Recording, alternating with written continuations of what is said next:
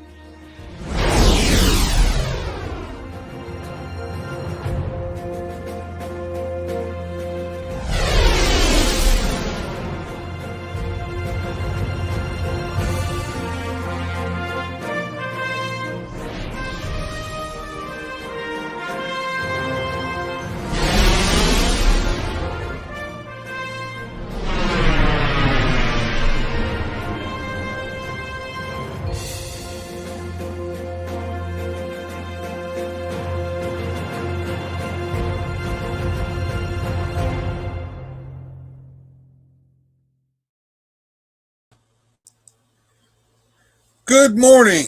We had a wonderful night last night. Now we're going to have a wonderful afternoon today. I'm Bill. This is Weird Fantastic Toy Adventures. And I have a co-host, and I'm going to bring him in right now. What's up, everybody? It's Joneser, your favorite comic book guy. So let's do this.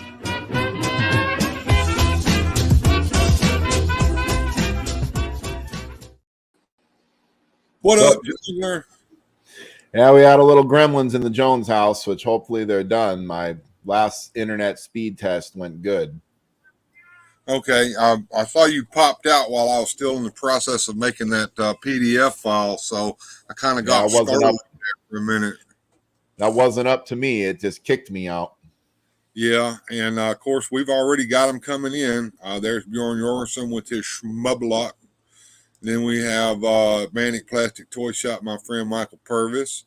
And we've got Boba Hicks. Hey, Boba. I hope you enjoyed last night's show. You didn't get to watch all of the shenanigans. You know what I had to do, Joneser? To cut that little section out, I should have just left it in there. To cut that little section out, once I cut it out, I had to re-upload the whole damn thing to YouTube, the whole live stream. So you know what? I left the old one up there with the section in there that says that has the little sad face in it, and that one is not copyright struck at all, nowhere in it. Huh. The other one that I re-uploaded, which I'm going to have to leave up now because it's got views on it, it got copyright struck out the butthole. Weird. I don't know how shit works. I don't really care anymore. They're about to drive me insane over there at the freaking YouTubies. But anyway, so there, folks. I mean, watch either one of them you want to. Watch them both. Hell, give me all the views I can get. Here's Sue Studio. Good afternoon, sweetie. Good to see you. And she says good afternoon to both of us, which is wonderful to see all these people here. And yes, last night was interesting to say the least. The YouTube gremlins were very active. Well, the YouTube bot was anyway, by any means. It was just, I mean, the Popeye show went great. It was when we got around to showing off copyright material, cartoons and stuff like that I probably had no business showing anyway. Hey, Radical Mom, good to see you. She just hopped in. I hope everyone who did get a chance to watch last night's show did enjoy it. Better watch both versions of yesterday's stream just to be sure. Hey, go ahead there, Boba Hicks. I appreciate that. And Joneser. Yes, sir. How did you enjoy last night's show? Give me your thoughts. I found it very informative. It's a beloved character for me. I've had many a great years watching the Popeye cartoon. It was neat to see or hear your knowledge of the subject, because that was in a realm of Popeye that I had no knowledge of. I never was privy to the comic strip, which is funny because I'm a comic book guy, but I never seen that comic strip at all. Ooh, cha-ching. Oh, hey, Studio. Thank you so much for the super sticker. I appreciate that. Any help that I can get, guys, is greatly appreciated. So thank you so much for the super sticker. So yeah, that's what happens, man. We we get to thinking about a comic character and we don't know its origins. I remember when I was a kid, I was only ever exposed to the Popeye that I had seen on television. Right. And we were talking about that. I had seen the old black and white cartoons, but very seldom. See, that was more what I saw the most of. I did not see the one that you're familiar with too much, or if I did, I have no memory of it. Well, I think it was just it was a hair before your time, and it was never repeated. Yeah, because you were like a baby when that was coming on TV. Yeah, and they never 2 or 3 years old. Whereas by the time it was the end of its run, I was 2 or 3 years old. Right, and by the black and white cartoons were being shown in perpetuity over there on TBS in the afternoons. Yeah. Well, and I remember them playing some of those. Like they would have like after the Saturday morning cartoons were over, we'd get like sometimes a black and white cowboy movie or something like that, some older movie, but they would play a cartoon before the movie sometimes, and that's where I would see a lot of those old black and white cartoons.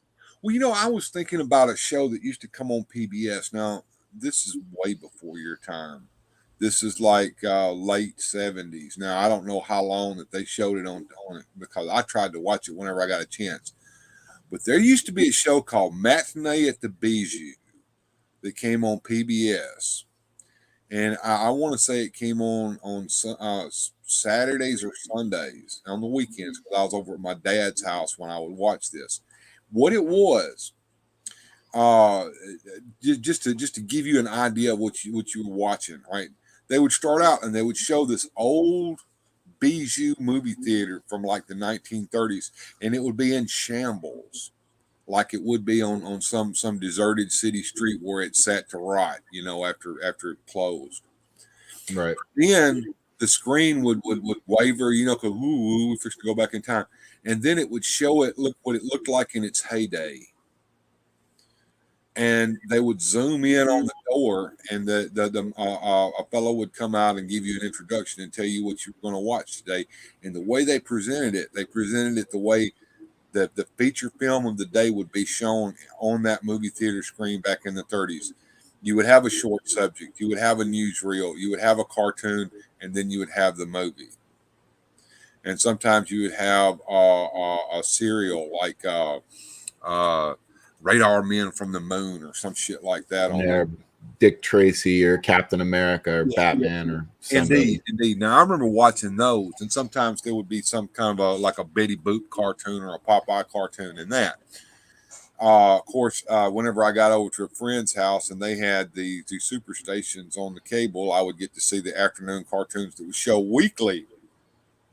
Which over at my house, the cartoons didn't get shown weekly; they got shown one day a week on Saturday. And sometimes even when you turn the antenna over towards the station to get them, if there's a thunderstorm outside, it didn't come in very good. So my main experience was the Hanna-Barbera cartoon show that came on Saturday mornings at that time. So let's see, Joneser, maybe the Gremlins were sent to you by the YouTubes he's left over from last night. I wouldn't doubt it. They were driving my son upstairs nuts too, as he was trying to do some kind of thing on his computer, and it wasn't letting him do it either. Yeah. I go upstairs, I'm like, are you having trouble with the internet? And he's like, yeah. And I'm like, I'm going to restart the router. There's something going on, and I can't do nothing down here. Yeah, I was like, well, both of us are okay. I don't know. Sometimes them routers just need to be unplugged, count the 5, and plug them back in.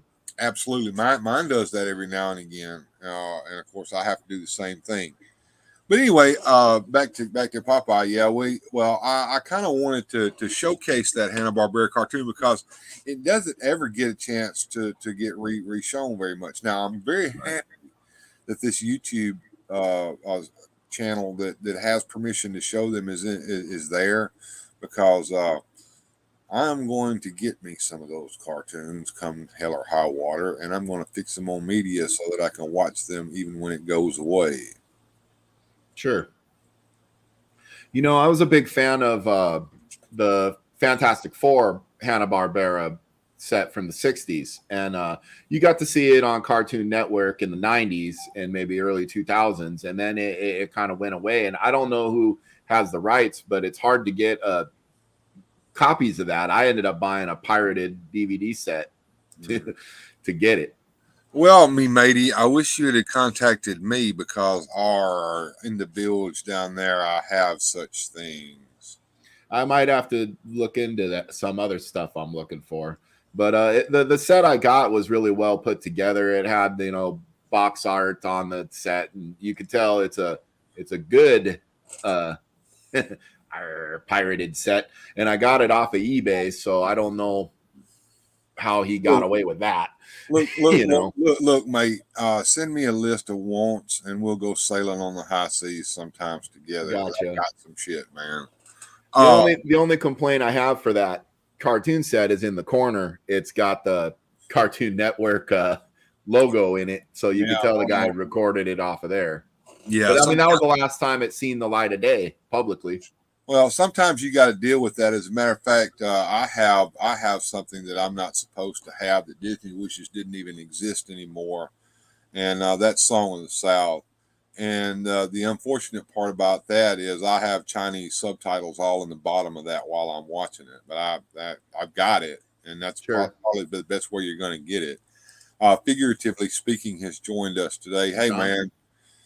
Unfortunately, the little cartoon I wanted to show was called Close Encounters of the Third Spinach, and it was a ripoff of Star Wars. Straight up, you can ask Jones or what little he got a chance to see of it. What I did do for you guys, I put a link to the channel that actually has permission to show that. I put a link to the actual video itself in the community tab. If you guys will go over to the community tab, there's a link in there. You can go over and watch the actual video. So here's what you do. You watch me up to the point that I'm going to play it. Then you run over there and you watch that. And then you come back and you watch the rest of my video. Where we go, oh. yeah. Well, we're sitting there grousing about the fact that I just got blocked off the damn air for that little period of time. Yeah. And I think after it was over with, we discussed a litit bit, and then it was kind of over. But I liked Gojatron's comment. Disney caught wind of this.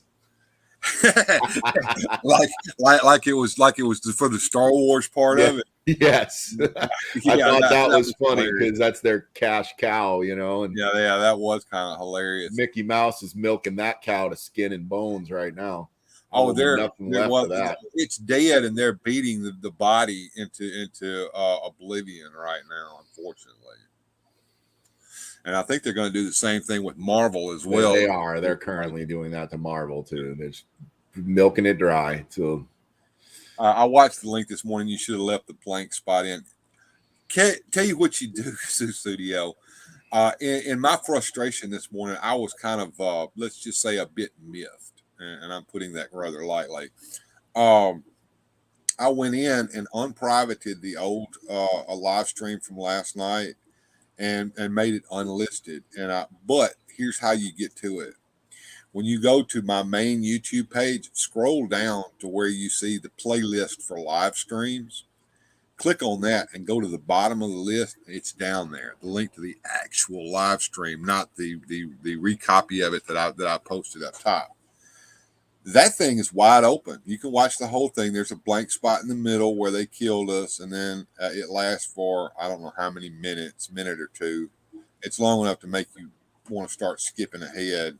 And then there's towards the end, there's the few minutes of us sitting there bullshitting about it until I roll the credits. So there you go. I always wonder what it looks like from their end because, like, I had it on my other monitor, and I seen everybody saying, "Oh no," but it was still playing for me over there for a little bit, and then it went, and then it wouldn't come back at all. I had to turn off that tab and then refresh it to get it back. Mm-hmm.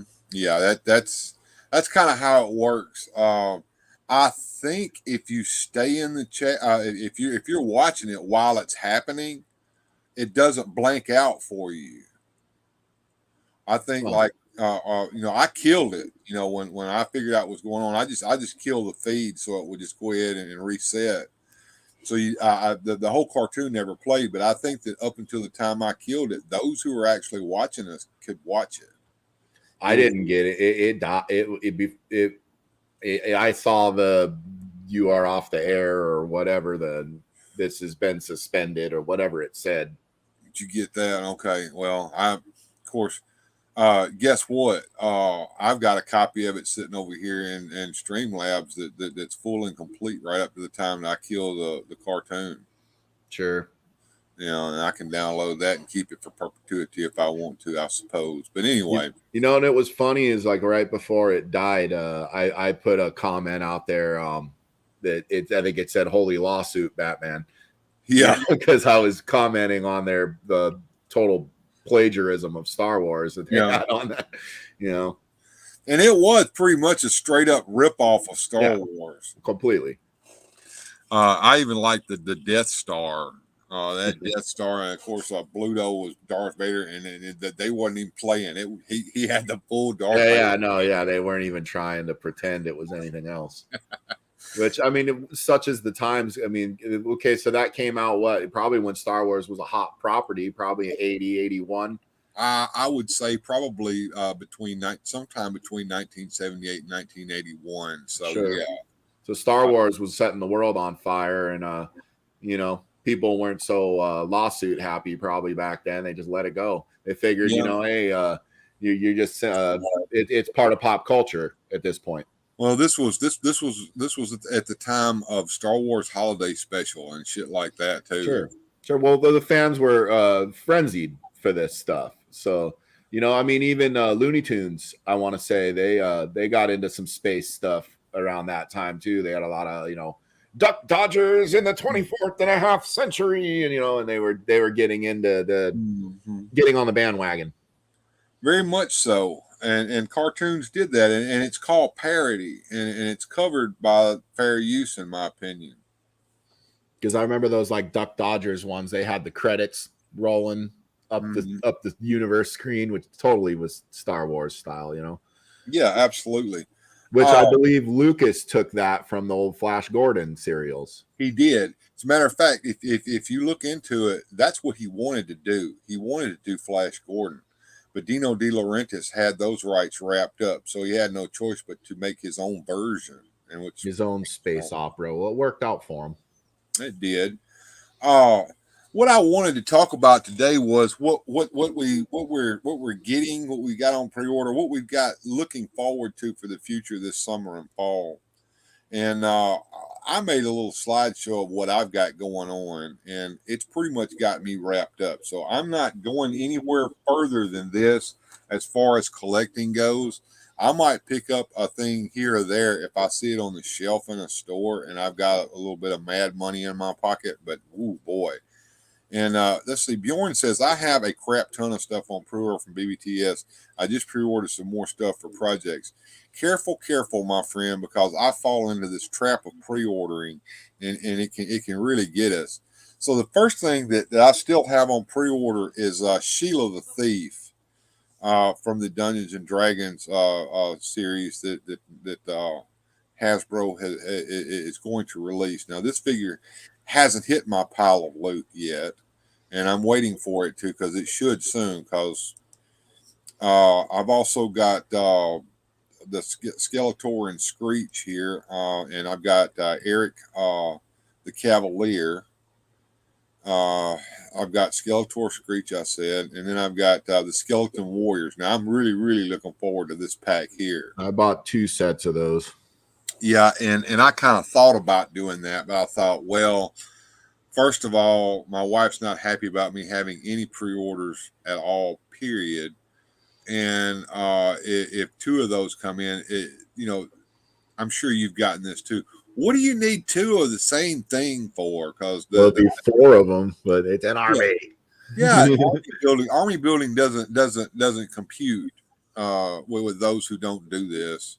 Sure. Well, I got 3 Horde troopers. I'll have 4 skeleton warriors, and then there's 2 Eternian guards. So my armies are small, but there's some soldiers to be wrecked in our big Eternian battles.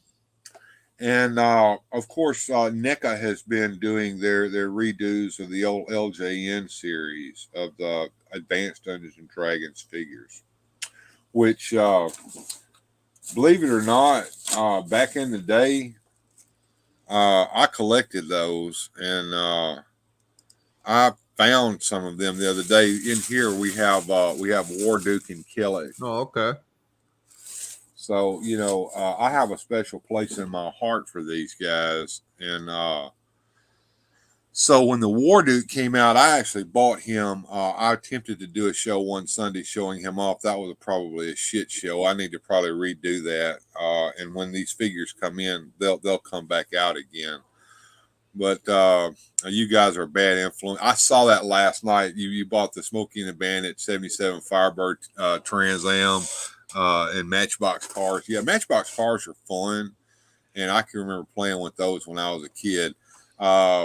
And if I wasn't so swamped with everything else, I would probably be buying a few Matchbox cars, because I went over there and looked in the Matchbox aisle and the Hot Wheels, the wheels aisle.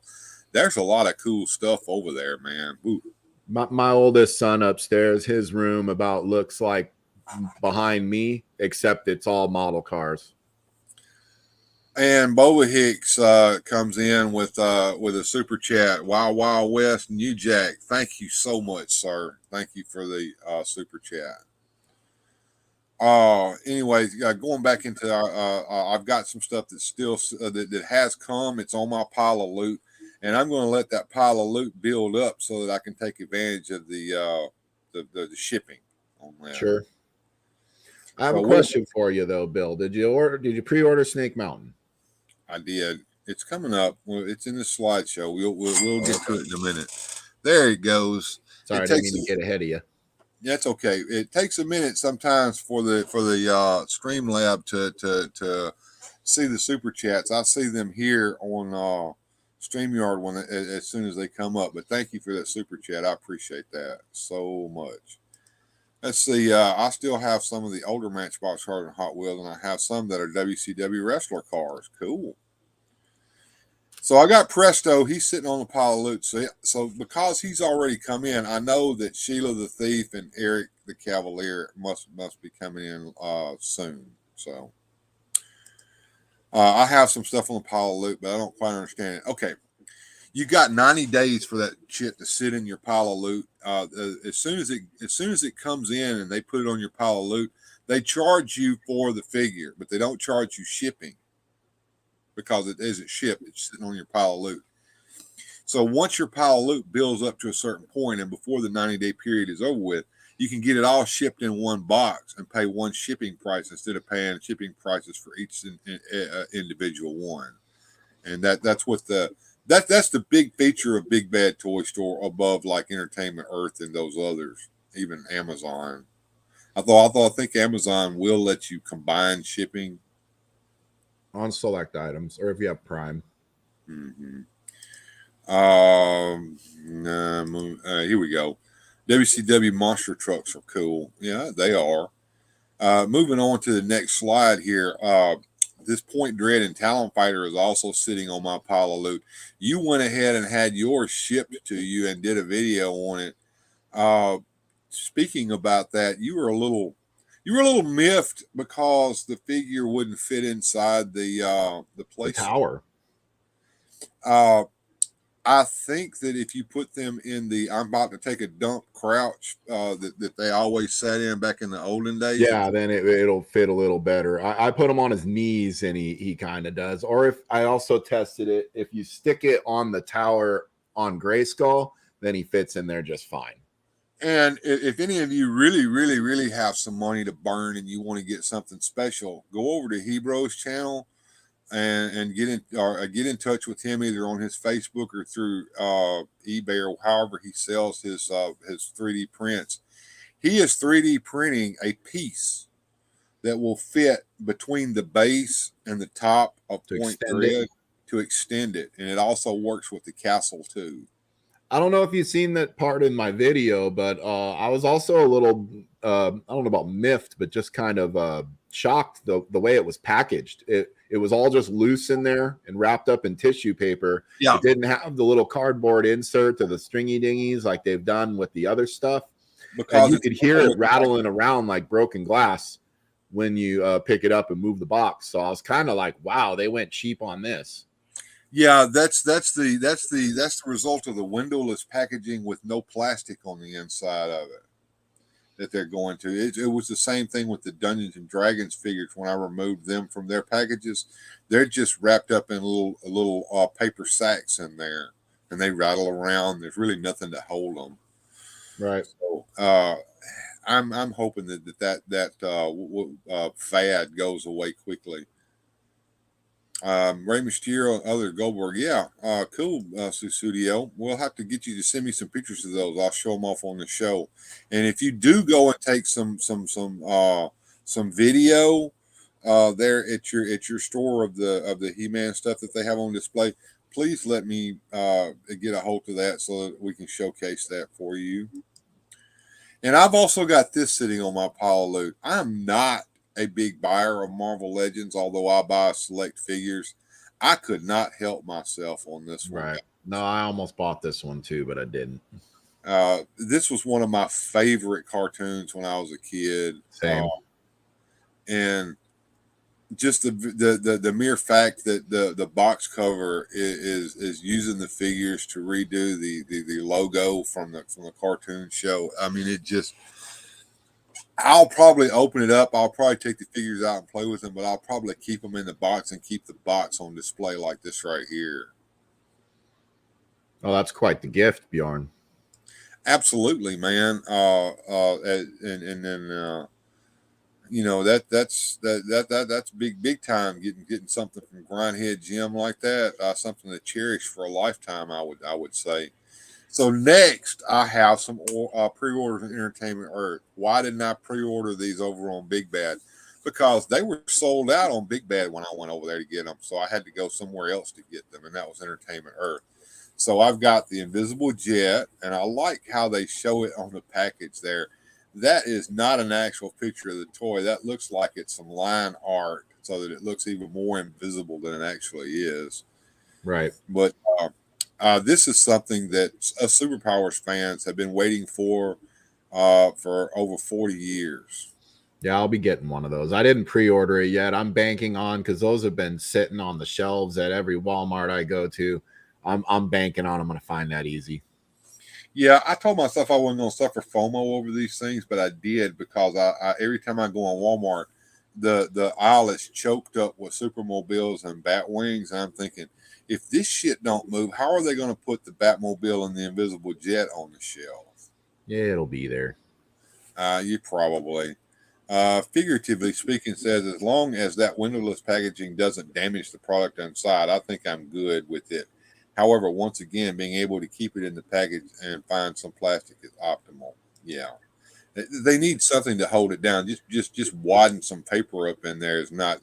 Well, I don't know why they couldn't secure it with the cardboard and stringy dingies, even if it's windowless. Like, I mean, you know what I mean? What's the difference? I mean, being that it's not, you wouldn't have to display it. I don't know. I think they're going out cheap anyway, because as much as people don't want to admit it, the line probably is not going to be a retail line. It's going to be a online stores. Yeah, and I also think it's running out of steam. They don't got a lot of characters left to do, and they don't. A lot of the big selling mainstays have already been done, and so there's not a lot of incentive for them to finish it. Mm-hmm. I agree. Although we're in a minority on that, because there's some people who think that's going to extend forever, and it's not. Nothing ever does. No. And I'm looking forward to this Batmobile as well. It looks like the best of both worlds. Yeah, I like the design choice on this. I think it gets that 80s vibe with a little bit of a modern look to it. You know, the color scheme reminds you of the Adam West style. You know, it's got a mix of comic book and the Michael Keaton movie all wrapped up in one. Yeah, it's like you can see the elements of the original Batmobile and the wheels there, and the color of the windscreen and the color of the body of the vehicle itself. The front has a very comic book look to it, right? Whereas the design and the fins on the back have a very Michael Keatonish movie look to them, right? And it's the longer body kind of gives you that vibe too. Yeah, exactly. So this is kind of like I said, the best of both worlds Batmobile. The first design that they showed of that, I was very ambivalent about, but when I saw the complete design of what it was actually going to look like, I kind of fell in love with it. Right. I think if I was going to say anything that I would wanted to see improve it would have been I'd like to have seen the windshield like more like a canopy where it'd go all the way up. Yeah, But that's just me.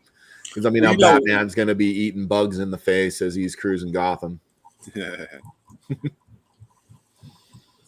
What is this? Are you not of the body?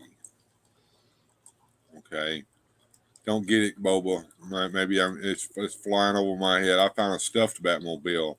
I bought it from a hole in the wall towards a stuffed Batmobile, like a stuffed animal, but it was a Batmobile. Interesting. Well, the other thing I was looking at, the way this windscreen looks.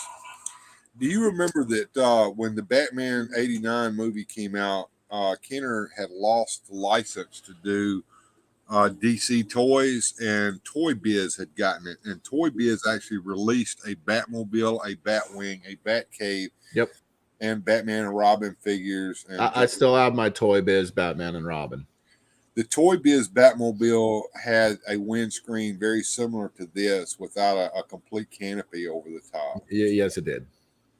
Whereas the Kenner version that was released in the Dark Knight collection looked more like the movie version with the actual opening and closing canopy. It's an old series Batmobile. That would be Adam West, I would assume. Yeah, I feel like that's the vibe you get with that windshield is, instead of the two bubbles, it's just one, but it's the same idea.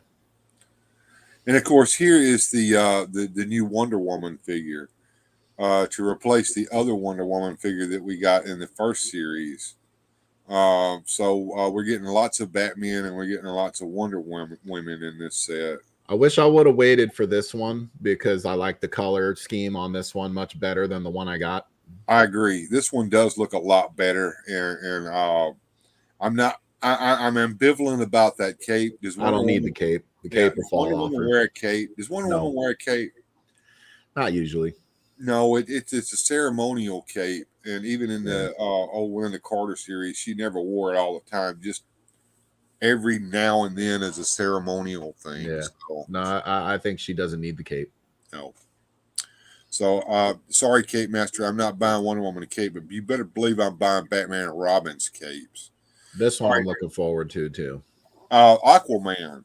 So you like this design on Aquaman? Yeah, I do. It gives me the '90s vibe before they gave him the hook hand. Okay. So you're more a fan of long-haired Aquaman with no hook hand? Yes. Okay. I thought it gave him in the '90s when they gave all of them mullets. I thought it looked best on Aquaman. I hated it on Superman. Loved it on Aquaman. Yeah, it kind of. So Superman looked kind of weird with a mullet, and especially Clark Kent with the ponytail looked kind of dumb. Yeah, that took away the mild-mannered reporterness. Now he looks like he's going to go to a freaking Guns N' Roses concert. Looked like a hipster. He looked like a hipster, especially with the glasses. But I did think it was a better look on Aquaman because then the hair could flow under the water and it made for some better artistic shots. But that's just my take on it. Other people like the crew cut Aquaman. Yeah, I kind of like the original Superpowers figure. Now, if you notice something here on the next couple of figures, they have fixed the figure stances on Batman and Robin, but they didn't do that with Aquaman. It doesn't look like, at least on these models here that they put on the sides. And here's the first example. See that figure stance? Yes, sir. That looks like an old Superpowers figure the way it's standing. And I like the mask and the way the mask's design looks and the colors on that. So once that piece of shit cape gets taken off and replaced with something really nice from Cape Master. Well, did they finally learn not to put the big gaping hole in the cape? Because really the cape that it had wasn't terrible except for the big giant hole in it.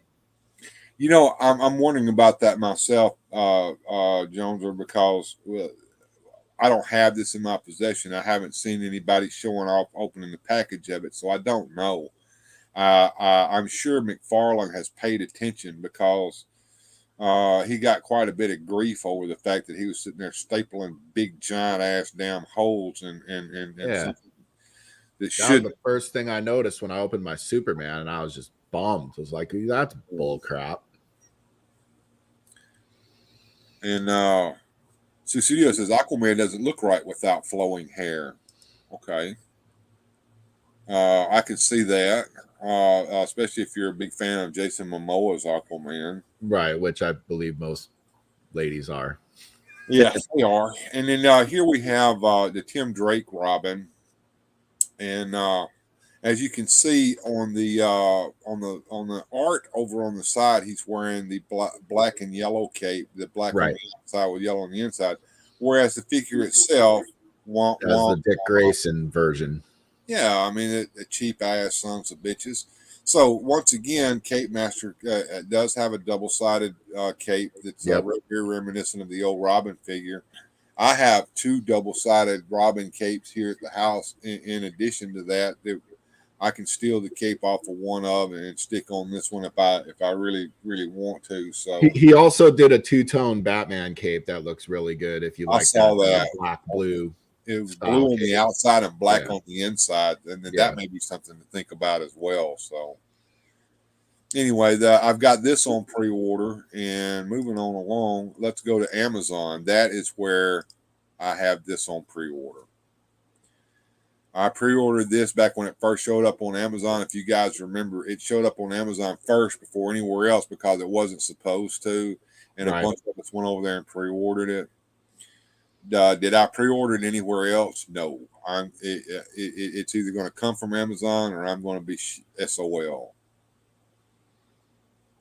I want to say you could still pre-order on Big Bad, but I could be wrong. You can.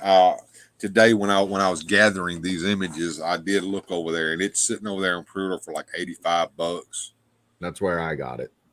Yeah, so you can still pre-order this. It's still available. Like I said, I've already pre-ordered this from Amazon. I'm going to go ahead and stick with my guns on that. If I don't get it, am I going to be sad? Yes. Am I going to be really bummed out? No, I've got Snake Mountain already. It's a original version, but that's kind of where my wife is on these, because like when I pre-ordered this, or when I got her, she picked up my Grayskull from Walmart. I seen it was there for pickup, and I scheduled a pickup, and then she happens to work in La Crosse, and I was like, hey honey, can you do me a favor? Can you go over to Walmart and pick up my toy? She comes home with Castle Grayskull and is like, why do you need two of these for? You got one of these. And I'm like, this is an Origins one. And she's rolling her eyes and walking away. Well, what's the difference? Yeah, well, I get some of that from mine as well when it comes to this stuff. No, me and Lyric had a lot of fun setting it up and playing with it. And and I because I buy, sell, trade a lot of these Masters Universe toys, I happen to have not one, not two, but 3 vintage Castle Grayskulls in various states of completedness, along with my Origins Castle Grayskull. So Lyric's got a Castle Grayskull in his room, and he keeps saying, Dad, I want an Origins one. So even he wants the newest one rather than the vintage. Right. And well, there's a lot, to me, there's a lot more play value in something that you don't have to play with kid gloves on because you're afraid you're gonna bust it, Right. No, and yeah, that's exactly it. The newer one has all the play value to it, but I mean, those Origins got some great playability, and all the time I'll set up a table down here, and Lyric and I will make a battle and play with the toys together. I don't tell him not to touch them, except for the vintage stuff we don't handle often, but the Origin stuff we play with. Yeah, and that's the same here. I've got all my vintage stuff put away except for my castles, and my all my play sets are vintage. I've got a brand new Castle Grayskull. I just don't like the way it looks aesthetically. as compared to the original one, which I have really tricked out. If you guys have ever seen it, Yeah, you have. You've customized and you've made it what you want your Castle Grayskull to be. And see, I have a couple Grayskulls I could play with and do that with. And I've never been much of a customizer. And I just kind of, this just not for me, I guess. You know, I'd be too afraid that I would ruin it. And see, that's the thing. I'm not that away. Matter of fact, most of what I have is probably not vintage. It's not, or what do you call it, pristine mint. It's probably not worth as much as it would be in the original condition because I've sat there and turned it into something that I wanted it to look like instead of what I was given. You know, right? My He-Man is special. He's got a different head on him. He's got a mix and match body parts from sets that people will probably gasp at the fact that I went and stole shit out of, like this set here, for instance. You know, is it the way it should be? No, because I've got the He-Man body parts on another He-Man. I've even popped the legs off of the midsection so that I can have the right color legs with it, but the midsection be the same. You know, so if I wanted to, I'm not going to, but if I wanted to sell this back in the condition it was in, would I be able to get it back in that condition? No, because I don't even know where the freaking stuff is. It's floating around here in little plastic bags and stuff like that, where I've got bags of body parts. Sure. You know, and of course, I'm sure that anybody that came in here and they're like, why does this man have bags of hands and feet and legs? Is there something wrong with him? Well, and with the Origins, they came with a lot of extra heads and hands and things. So I've got a little bag of body parts for Origins stuff too that's just kind of sitting there in a sandwich bag. And half of them I can't remember which figures they went to or whatnot. You don't. You end up making the figure that you want and you put it in its little case with all of the stuff that you want to go with it. And that's the way when I die, it's going to have to be sold. You're going to say, okay, this is that figure. Dad customized it, so you can either buy it from a premium price because it was customized, or you can say it ain't worth shit because he customized it. I don't know how that works. What do you? Well, I think it would depend on the buyer's taste. Certain buyers would want it in original condition, and you know that there is a market for upgraded or customized figures because they're one of a kind. So it's kind of yin and yang. It just all depends. Yeah, but they're not real body parts. They're little bitty body parts for action figures. But yeah, it does look a little creepy when you see a sack full of legs and arms. Yeah, no Jeffrey Dahmer going on over here. Just two normal dudes talking about bags of body parts. I define normal. You know, I'm Abby normal. Yeah, I think we are weird and fantastic. If I'm being honest.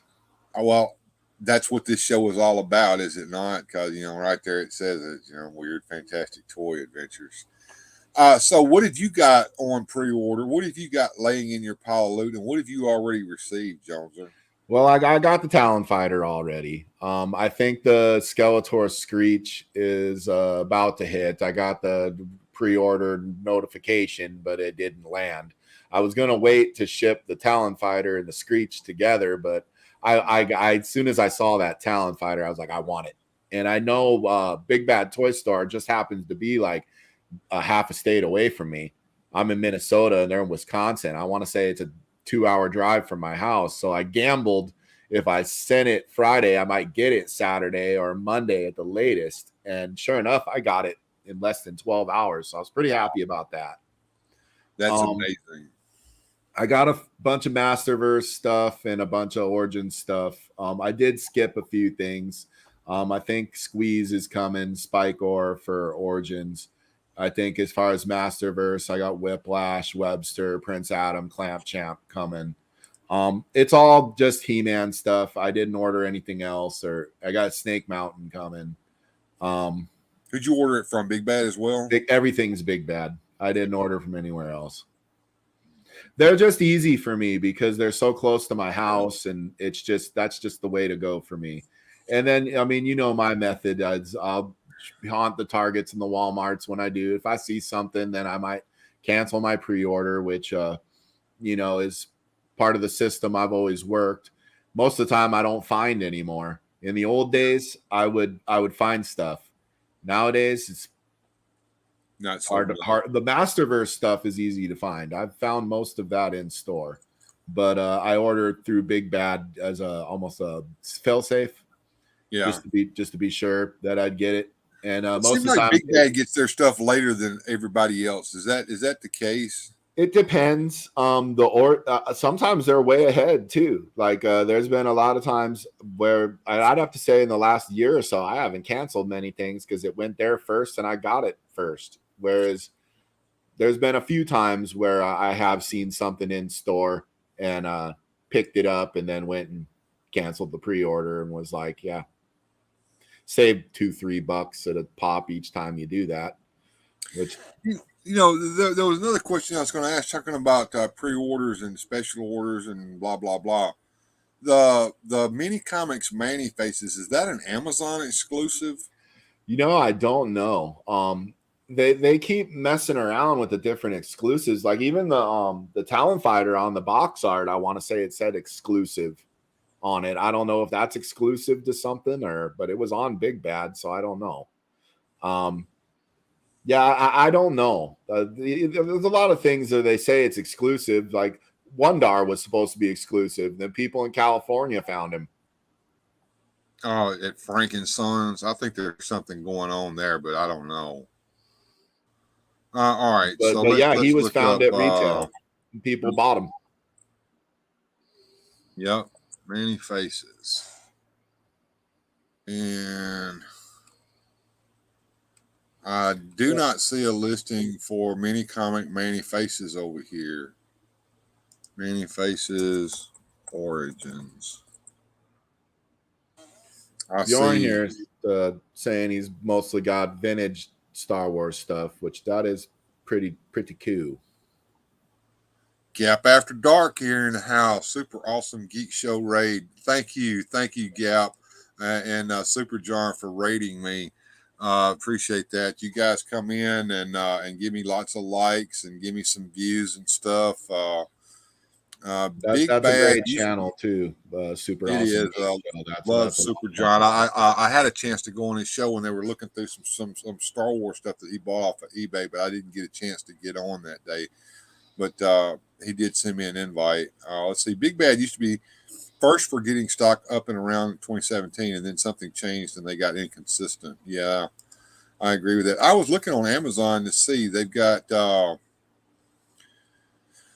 Origins Manny Faces, but it's not available. I don't see a listing for mini comic Manny Faces. Somebody bought a mini comic Manny Faces from Amazon, but I'm not sure whether they bought it from Amazon itself or from one of their Amazon sellers. You know how that goes. Yeah. No, yeah, I do.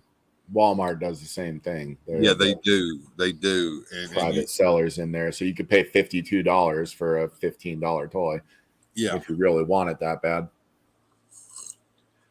I was going to say to Bjorn's comment about the vintage Star Wars collection, I have kind of a neat story about that. I was doing some, this was a few years ago when I was first starting to work my side hustle selling vintage toys and comics. And I was hitting the antique stores and the secondhand stores. And this guy had a crap pile of Masters of the Universe stuff. And he didn't know anything about it. He didn't know pricing. He didn't know all that. And, as soon as someone like me hears that, it's almost like blood in the water and a shark. I'm like, oh, really? So we can negotiate on this. And I started to kind of help him out because I guess that's just my nature. And he didn't even know which weapons go with which characters. So I started to kind of just set him up. Even the ones I wasn't interested in buying, I put Manny Faces with his gun. And I told him who these people were and what they were worth and whatnot. Well, and the guy goes, well, if you're looking to buy a bunch of these, I'll tell you what, I'll work a real good deal with you out if I could pick your brain on something. And I said, sure, what's that? And he said, I've got a massive vintage Star Wars collection, and I don't know anything about it. I don't know how to price it. I don't know what it is, and I don't know what to do. You help me with that, and I'll make you a sweet deal on these Masters of the Universe toys. And I was like, oh yeah, baby. He shows me this box, and I mean, any vintage Star Wars fan would have went. I mean, it had it all. It had the TIE Fighter, X-Wing, Millennium Falcon, all the characters, all the accessories. It was as complete a vintage collection that I had ever seen. My God. So I showed this dude how to work the eBay app. He was an older guy. Got it on his phone, showed him what it was, made him a list of what everything was, showed him how previous sold, whatnot. And then we went over and he made me a sweet deal on the Masters of the Universe stuff I bought out the lot. Fast forward probably about 3-4 months later, I go back to this guy's store. And oh yeah, as soon as I walk in there, he lit up. Oh, hey, dude, I got more He-Man stuff for you. And I'm like, really? And he takes me to the back and he's got a whole box of He-Man stuff. And he's just like, yeah, here you go. I've been saving this for you, hoping you'd come back. And I'm like, well, what do you want for it? And he's like, oh, it's yours. I made such a killing on that Star Wars stuff. You wouldn't freaking believe. That is awesome. He's just like, just have it. That is awesome, man. That is absolutely awesome. It's really nice. It makes you feel good when something like that happens. Well, and it was cool because I started this out with like, oh, you don't know what you got. You don't know what you're doing, huh? And so I started off kind of like a shark with blood in the water. And then, my kinder nature took over and I was like, well, I'm going to help this guy out rather than take advantage of him. And kindness was repaid with kindness. Absolutely, and it always is, and I'm a big fan of not taking advantage of people, right. And there's a lot of people who do, and I know one in West Memphis, Arkansas that would, and I just can't operate like that. And right, if you've ever been got by one of these people, and you know the feeling. Yes. How can you do that to somebody else knowing what it feels like in your own heart? Yeah, I made that Snake Mountain behind me. Sometimes I love it because I got it, but that is a bad deal, bad memory for me.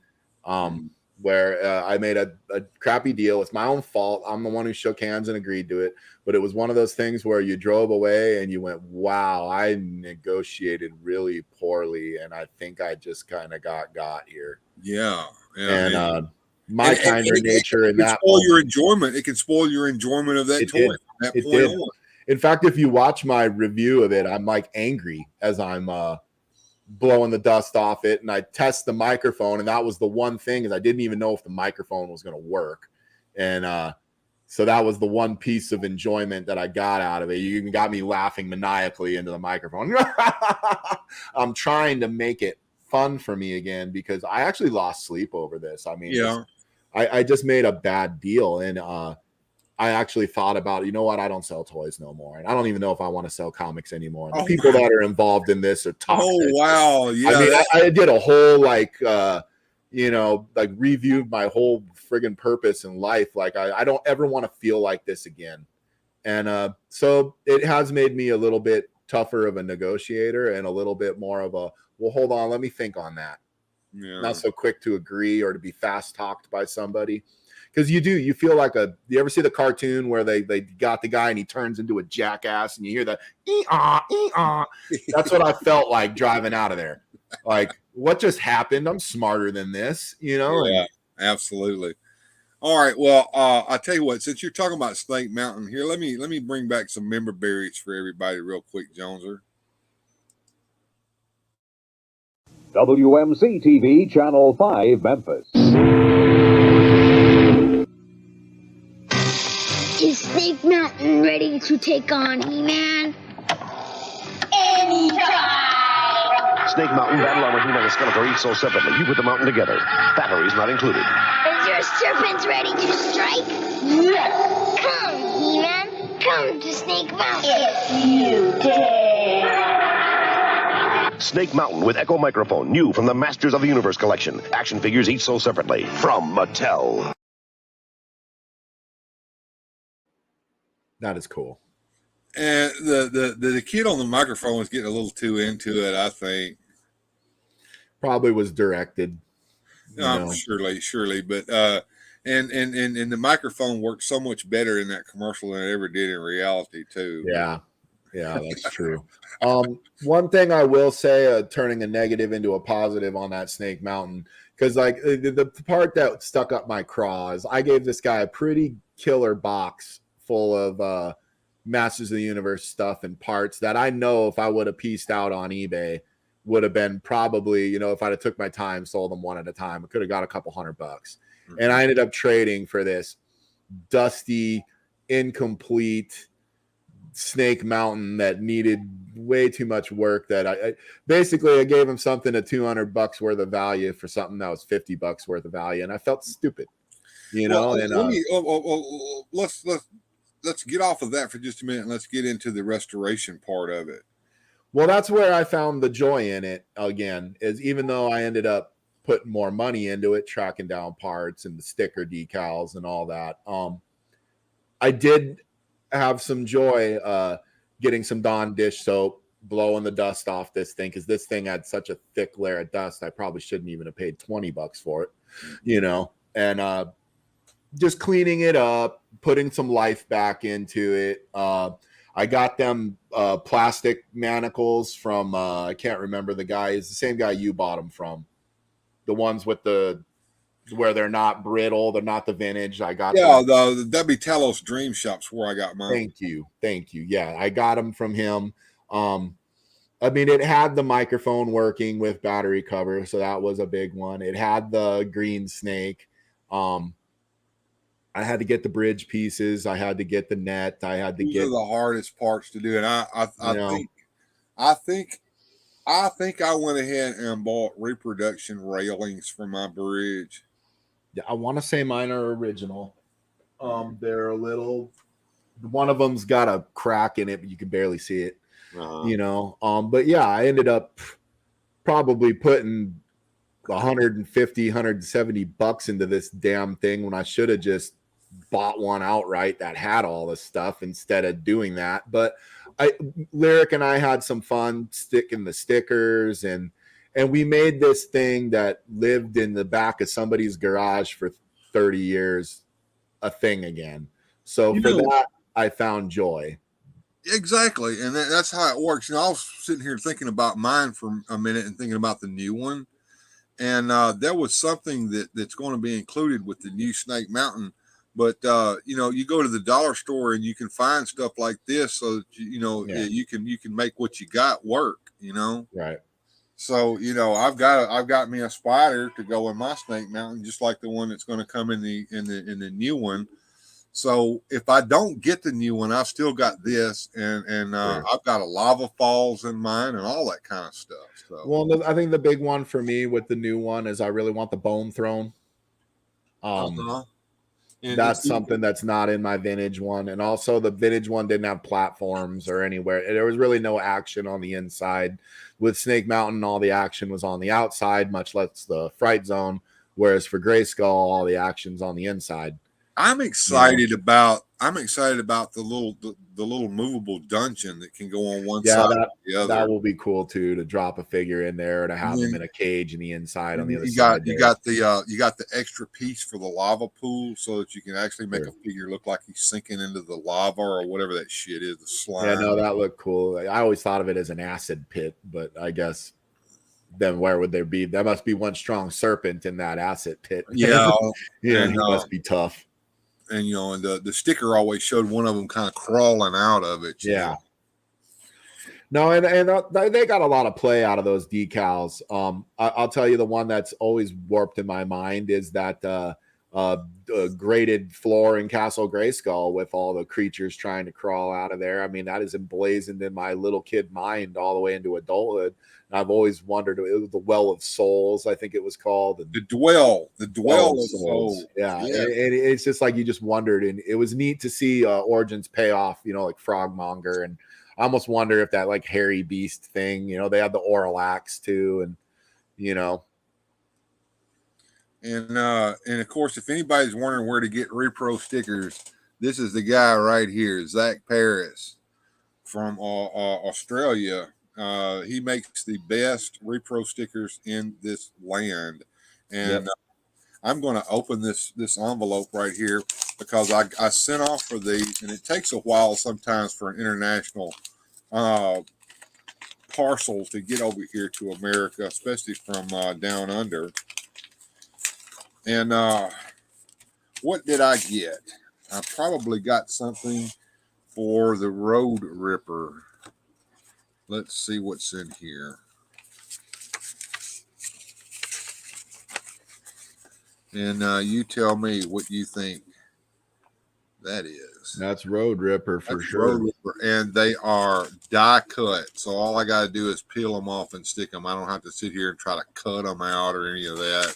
Yeah, the track ones that I got from Manic Plastic Toy Shop, I had to scissor cut them. But Lyric's really into that kind of stuff, so I gave Lyric the instructions and the scissors, and he helped me. The other nice thing that Zach does is he sends you a reproduction of the sheet that shows you where the shit goes on it, so you're not putting it in the wrong spot.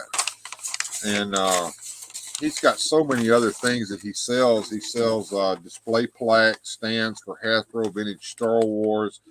He's got action figure stands and all kinds of stuff that Zach actually sells all through his eBay store. But I think you can also contact him directly if you want to. But I've always just operated through eBay with him. But if Manic Plastics out there paying attention, I've got everything now that I need to take that Road Ripper that I got from you and restore it back to as close to mint as possible. So I'm kind of stoked on that. You know, I've got the ground Ripper version of it, but now I have a real Road Ripper to go with it. So yay! I've got a vintage Road Ripper, got good stickers. It's got a a screw for the seatbelt thing instead of the actual deal. It's broken, but I need the pull cord, so I need to find a pull cord for that. Yeah, and I actually got one for a pretty good deal off of the and it wasn't the Evil Bay that I found this on either. It was actually oh, there he is. Yeah, I'm just sitting here listing more on my webpage. There's so much to have. Speaking of his webpage, let's give him a big old shout out here real quick. Sure you don't mind. Nope.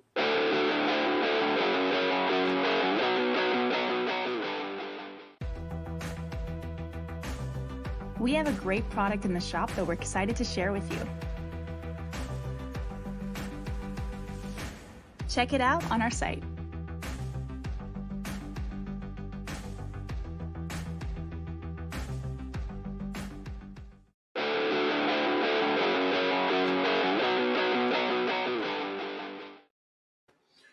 Yeah, I'm actually I can't wait to peruse that website because I've seen from pictures he posts on Instagram and whatnot. He's got a few pieces that I'm definitely going to be in the market for.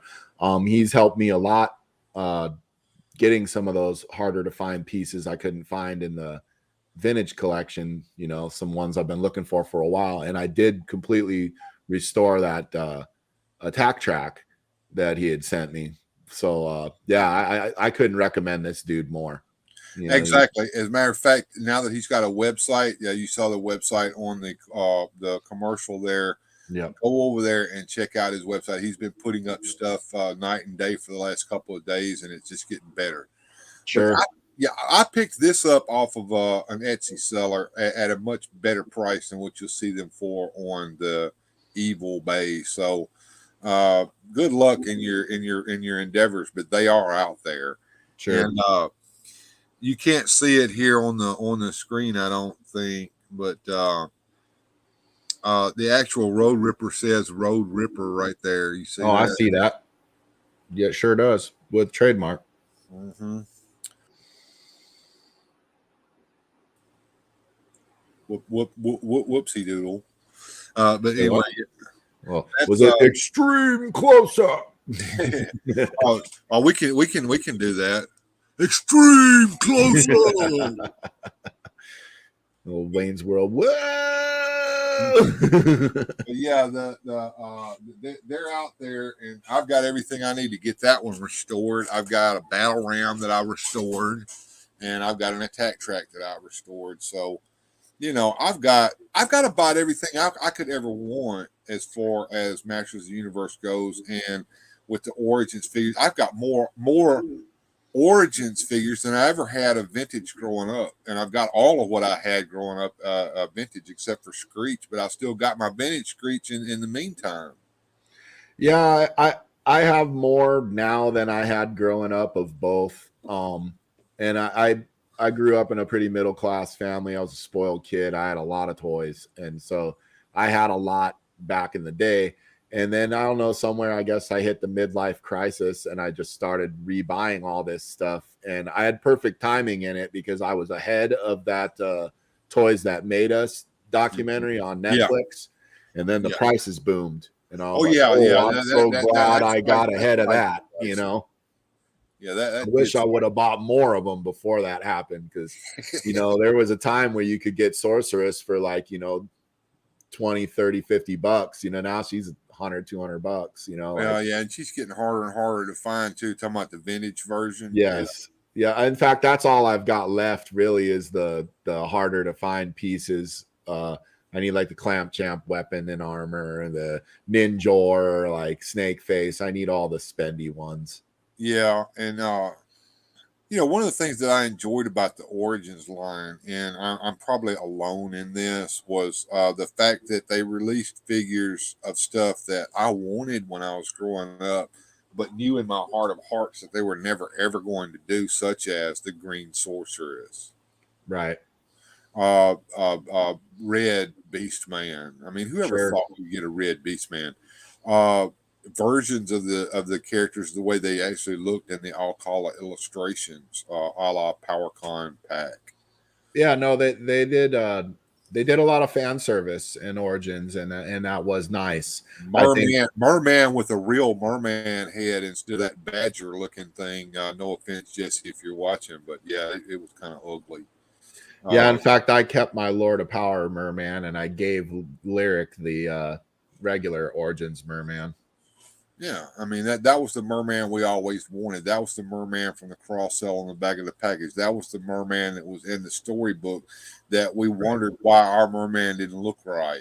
Why does my merman look like shit and the picture looks so cool? Right.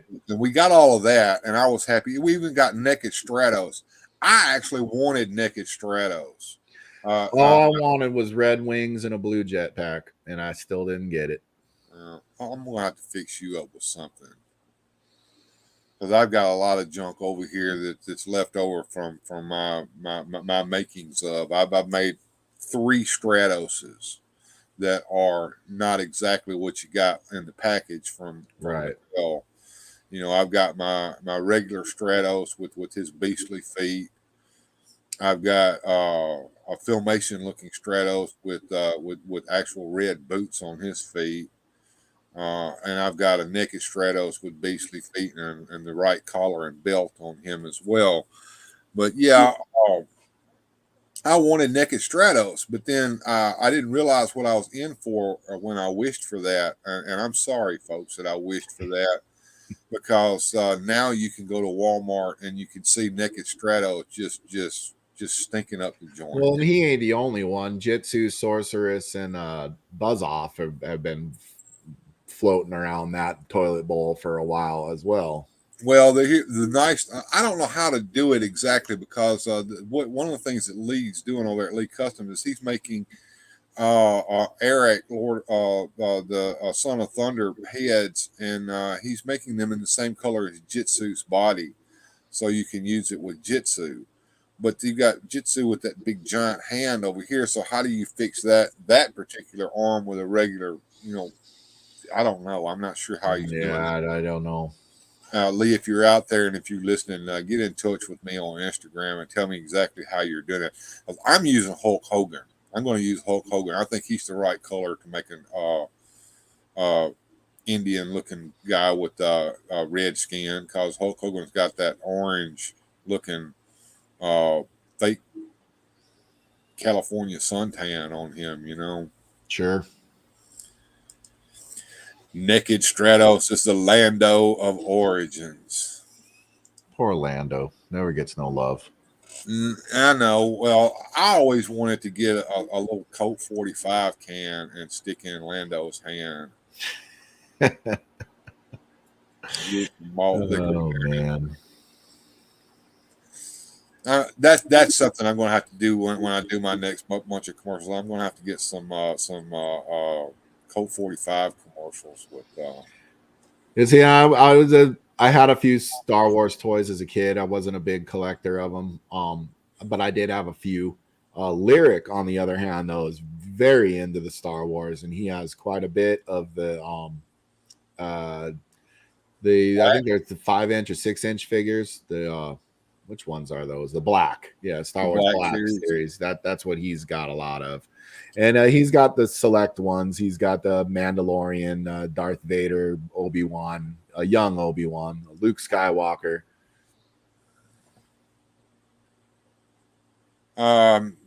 Pretty soon, I assume you're aware that the new superpower figures have been spotted. I've heard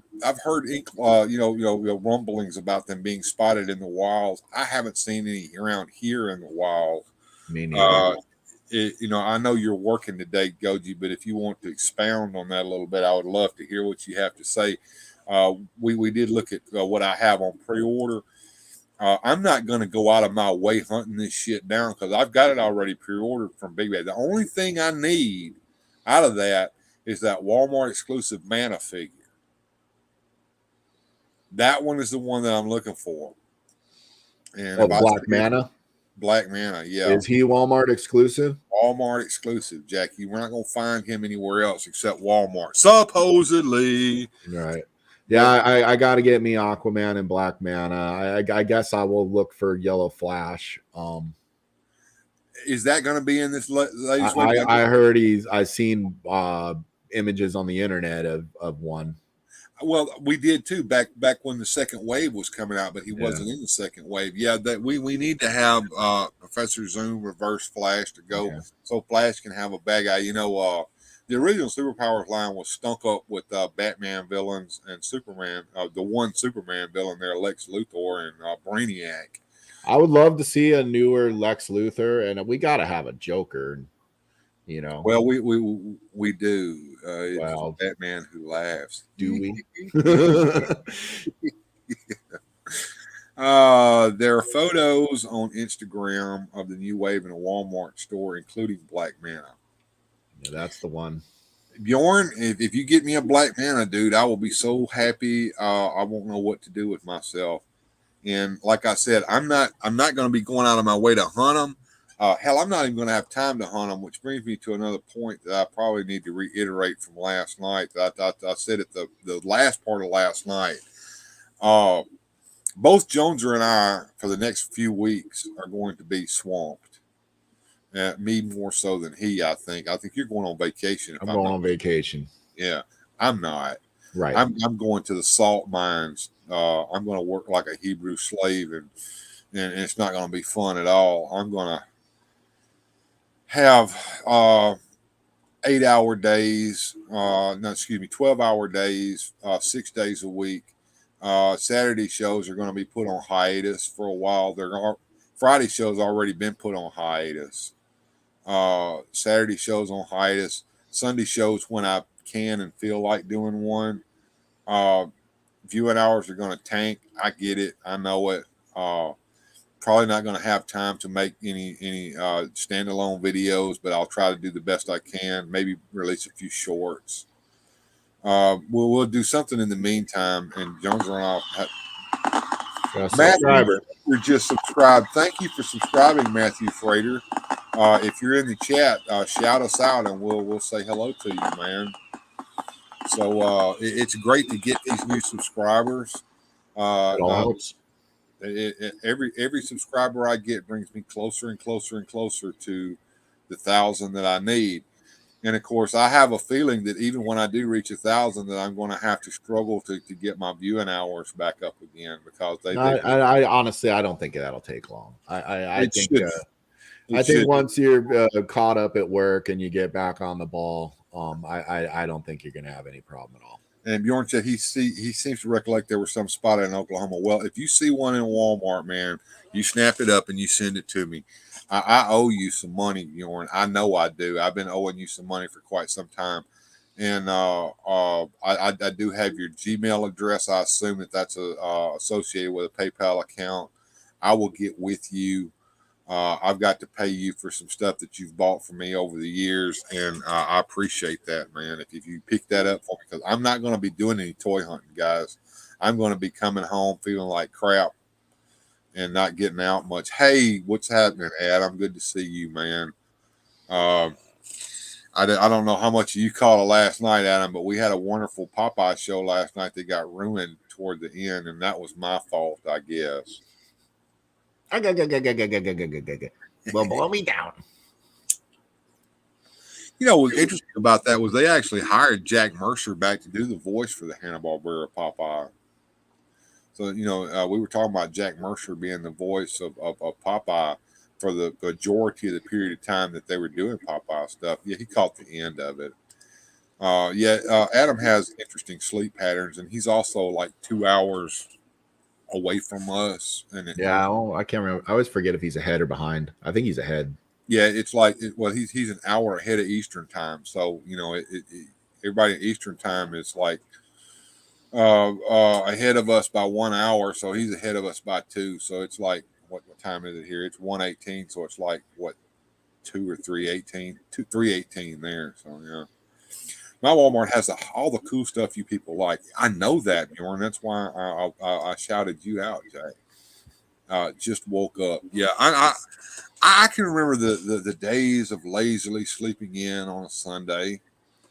I got to a little today. I made it to about 6 or 7. I made it to 7 o'clock, but that was only because I didn't go to bed until 3:30 this morning because I had to sit up jacking with the damn channel after that bullshit that happened last night. See, I got critters, so the cats are meowing, the dogs are whining. They gotta go outside. They gotta be fed. It's like someone's got to get up and do it, and so I'm usually the one. Cats are the world's worst. So an hour before feeding time, my cat begins to start. Yep. I'm going to die if you don't feed me. Meow. Yep. That thing starts banging around 4:30 or 5 in the morning nonstop till someone gets up and feeds them. Yeah. And mine, like say that it's going to be mine and my wife's day off. We have nothing planned, and we're going to sleep in. All right. No, you're not. 3:30 in the morning he begins, right. And if he can get the bedroom door open, which he can sometimes, he will go in there and get on the bed and start walking around on us.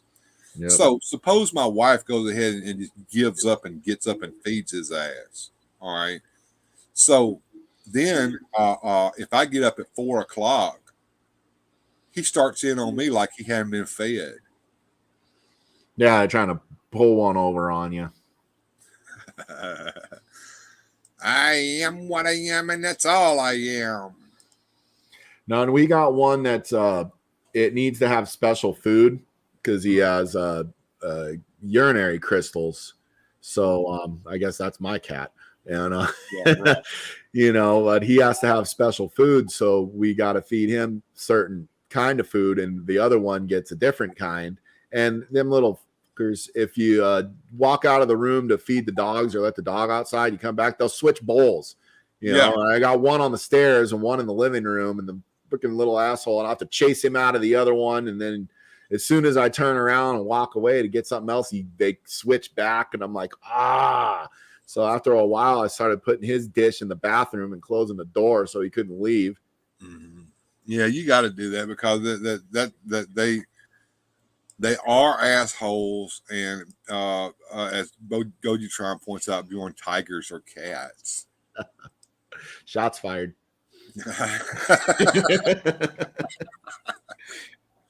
Absolutely. So we've got a lot to look forward to as far as and they are majestic too. Yes, they are. So we've got a little bit of back and forth going on down there in the chat that's worth watching here because I'll get some popcorn in the microwave here. There's nothing wrong with that. But we've got a lot to look forward to as far as our pre-sales go. Now, As you can see, I have started to venture away from the origins and start kind of dipping my toe into other lines. I like the AD&D stuff that's coming out and the Dungeons and Dragons cartoon figures, but those aren't going anywhere. I don't think once those are done, they're done. Now I think that Right. NECA is going to continue to release the AD&D re-release of the LJN line. I think we're going to see Ringle Run. I think we're going to see Kellic. We may even see Mercion the Cleric. I don't know. I'm kind of hoping I want to see a Melf the Elf or Parlay. Why did they rename Melf Parlay? I do not know, but I mean, it whatever it is, I had one back in the day. Let's see if I've got it in this little sack. Yeah, here he is. Here his little buddy is. He was kind of small for an elf. I always figured that elves were a little taller than this, but here he is. It's Melf with his shield and his bow, kind of complete there. Nice. So I want to see all these be released as NECA figures with all of the. I have 6 cats. Bless your heart. I have one too many here at the house. Just the one I have. We got 2. And 2 dogs. So 4 damn critters and 3 damn kids and a wife. So I'm busy. Yes, you are. And you are are you the cook as well? Sometimes. Actually, she's more the cook. I'm more cleanup. You're the laundry guy. Yeah, I do the bringing down, spinning, and bringing up. She does the folding and the putting away. Mm-hmm. We got everything all teamed out. Like we do a pretty good system. We found that works for both of us. So a lot of any cooking I do, it's the grill outside. I'm the grill master, but she's the kitchen one. I'm the turn the hot dogs, flip the burger guy. I do the cleaning up. She does the cooking. If there's any outdoor cooking to be done, that goes on me. My wife doesn't do the grills and stuff. Like we got a guest. We do have a grill.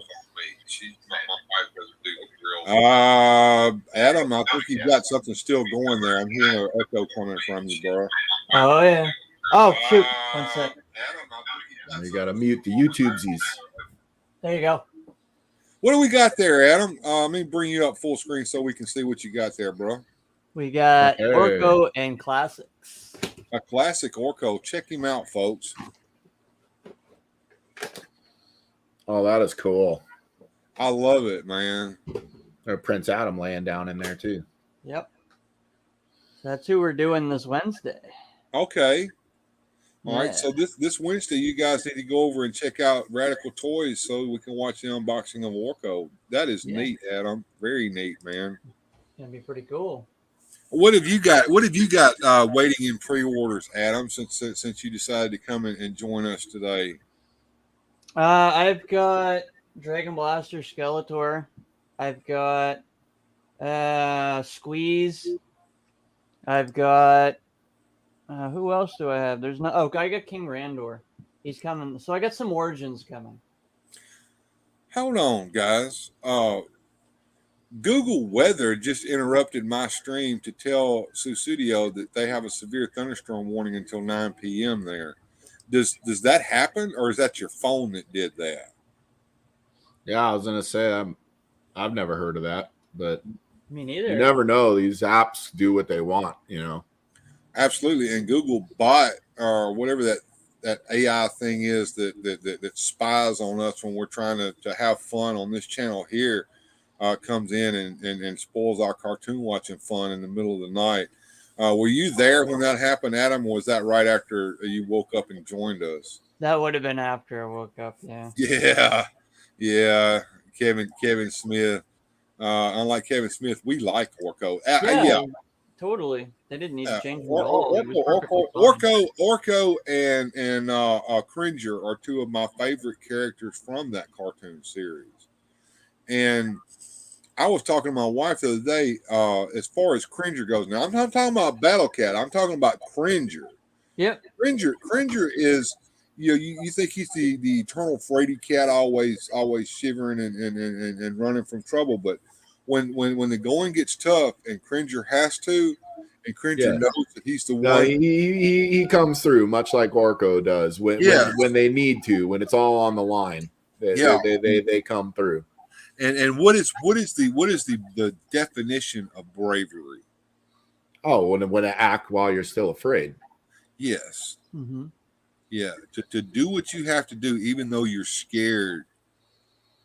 I want to say it was a quest for the sword, or whichever episode it is, where the sword gets knocked back into time, and Orko and Cringer got to go back in time to collect the sword, while Adam's captured by Skeletor, and that's where Man at Arms is making the fake robot He-Man, and we got treated to wolf bats, which was my favorite part of that. But in the climax where the sword has to be got, there's a giant in the past that's got one of Orko's hats, and it's using the power sword to whittle wood, and Orko distracts it, and Cringer runs in, grabs the sword, and runs out. So he's kind of the hero there.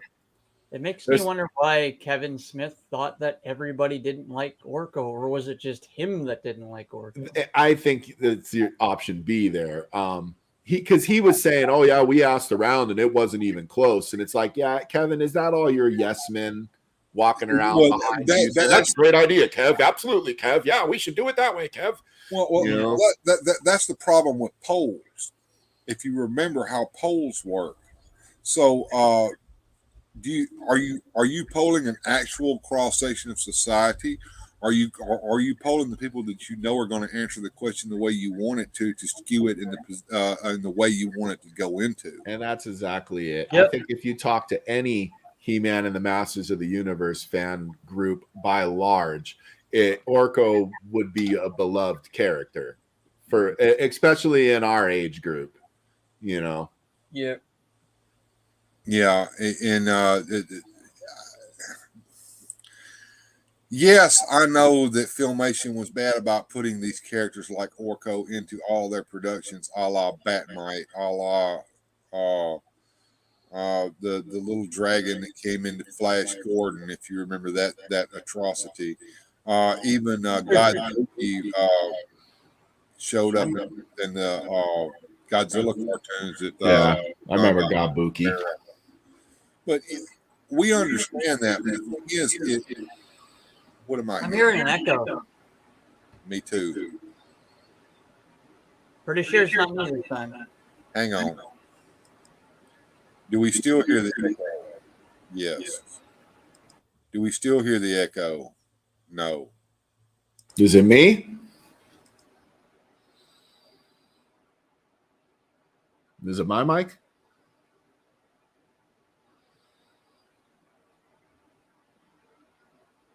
Hello. Hello. Hello? Hello. Keep talking, guys. Yo. Hello. Hello. Test. This is a test. 1, 2. Test. 3. Testes. Testing. 1, 2, 3. Yo. It's Joneser Radio. Yours. It's not me? No, I don't hear it from yours. It wasn't me. We even did it in the shower. It wasn't me. Are we still hearing it from our end with Adam off? Yes.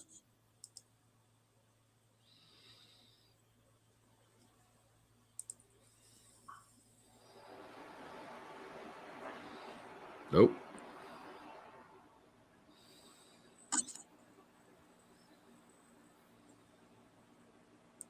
Boba Hicks saying all good now. Oh, Studio's saying still have an echo. 1, 2, 3. Echo, echo. Now I'm not hearing it. No. All right. Who knows? Weird. It's not there. It's the spy bot. It's the gremlins in the system that are bothering us for days. And Orko projecting his YouTube magic. It backfired. Yeah. He got your ass this morning, though, didn't he, Joneser? You got some issues. Yeah, no, I did. But, quick router reset and all good. And I almost wonder because my son was downloading a large computer file in the morning. Maybe he was sucking up all the stream's power because, as soon as he finished and then I resetted the router, all was right. So that might not have been a router problem at all. It might have just been him downloading something while I was trying to stream, and it both couldn't happen. It's odd how this stuff works, isn't it? And of course, what little knowledge I used to have that used to be top of the line back in 1998 is not anymore. Right. Yeah, no, the world has changed and operating systems have changed. And what it was funny. I seen a thing on a TikTok there where it was like there's a sound that our generation will hear that will drive us absolutely nuts, and the next generation will hear it and they won't even know what it is. And you know what that sound was the screech of a modem, the screeching from the internet connection uploading. Yeah. Like we all remember that, like, that fucking, and his internet will be slow, it'll be a pain in the butt. If anybody picks up the phone in the house, you're kicked off, and like, whereas the modern day kids are like, I have no idea what that is. I paid for 2 phone lines for years so that I could have one dedicated so that nobody would kick me off the internet when I was sitting there with my dial up. In 1998, waiting 15 minutes for one web page to load, watching as line by line of some huge ass damn GIF file would be loading up on the screen. And now, instantly. Yep, instantaneous. And of course, one of the ways that we sailed the high seas was on IRC because that's where all the cool stuff was. But it would take sometimes a half a day to download a small file. Oh yeah. So these kids. I remember being in high school the first time I seen some of this stuff. One of the kids in our auto body class, they had the internet in there, and he had everybody in the teacher's office all back there on the computer, and they're uploading some dirty photo, and it takes forever. You see the little, okay, now we got her hair. Oh, okay, no, I think we're to some eyebrows here, Yeah, it just takes forever. Does anybody remember dialing into bulletin board systems, BBSs? I don't know about that. I remember a lot of the news groups and things like that. Well, the bulletin board systems were run by guys that had a nice computer. And nice computer back then does not mean what nice computer means now by any means. Right. But anyway, they would get some BBS software and they would run bulletin board systems off of their computer at their house, and you would dial into their computer, and you'd be able to share some of the stuff that they had, and that's where all the really cool prawn was located at. Sure. What was funny about that story with us all around the computer in the teacher's office is the teacher walked in. Well, the teacher walked in, and all of the crowd, everybody that was standing there, dispersed. And Noe, who was the kid on the computer, he didn't know we all left him. And he's sitting there like pointing at it and talking and thinks he's got an audience of youthful people when really he's got a pissed off shop teacher sitting behind him with his, what the hell is going on in here? He's sitting there downloading Boobarella. Oh yeah, I can't. It was probably Sonny from the WWF or whatever, but I don't know. But this was an unclothed person. Candy Lynn Sitch. If you want to hear some stories, I mean, I think the clique doo-dooed in her damn lunch. Oh yeah, they got Sable too. They did a lot of that stuff. For me, it's a prank when it's not a prank anymore when it's poop. Now it's just gross. Absolutely, but moving on to something different besides, I guess, prawn. Everybody talking about dialing into the hotlines and taking over the line. Yeah. Oh boy. So I was asking Adam, what have you got on pre-order, man? I've got the biggest one that I got coming, and that's just around the corner, is Snake Mountain. Mm-hmm. So I got that coming in Origins, and I actually got that on not Mattel Creations, but on Amazon.ca, and ironically enough, it was $50 cheaper. Wow. Yep. You found a deal. It was $103, and for me to get it from Mattel Creations, it was like $153. Okay. All right. So I also got King Randor coming. I've got Squeeze coming, and I've got who's the other one? Dragon Blaster Skeletor. Those ones are going to be coming from Eldor because we're going to be doing a trade. So he's got those on pre-order for me. Okay, well that's nice. That's going to be interesting to see how long and how much time it takes for that stuff to come in from Eternia there.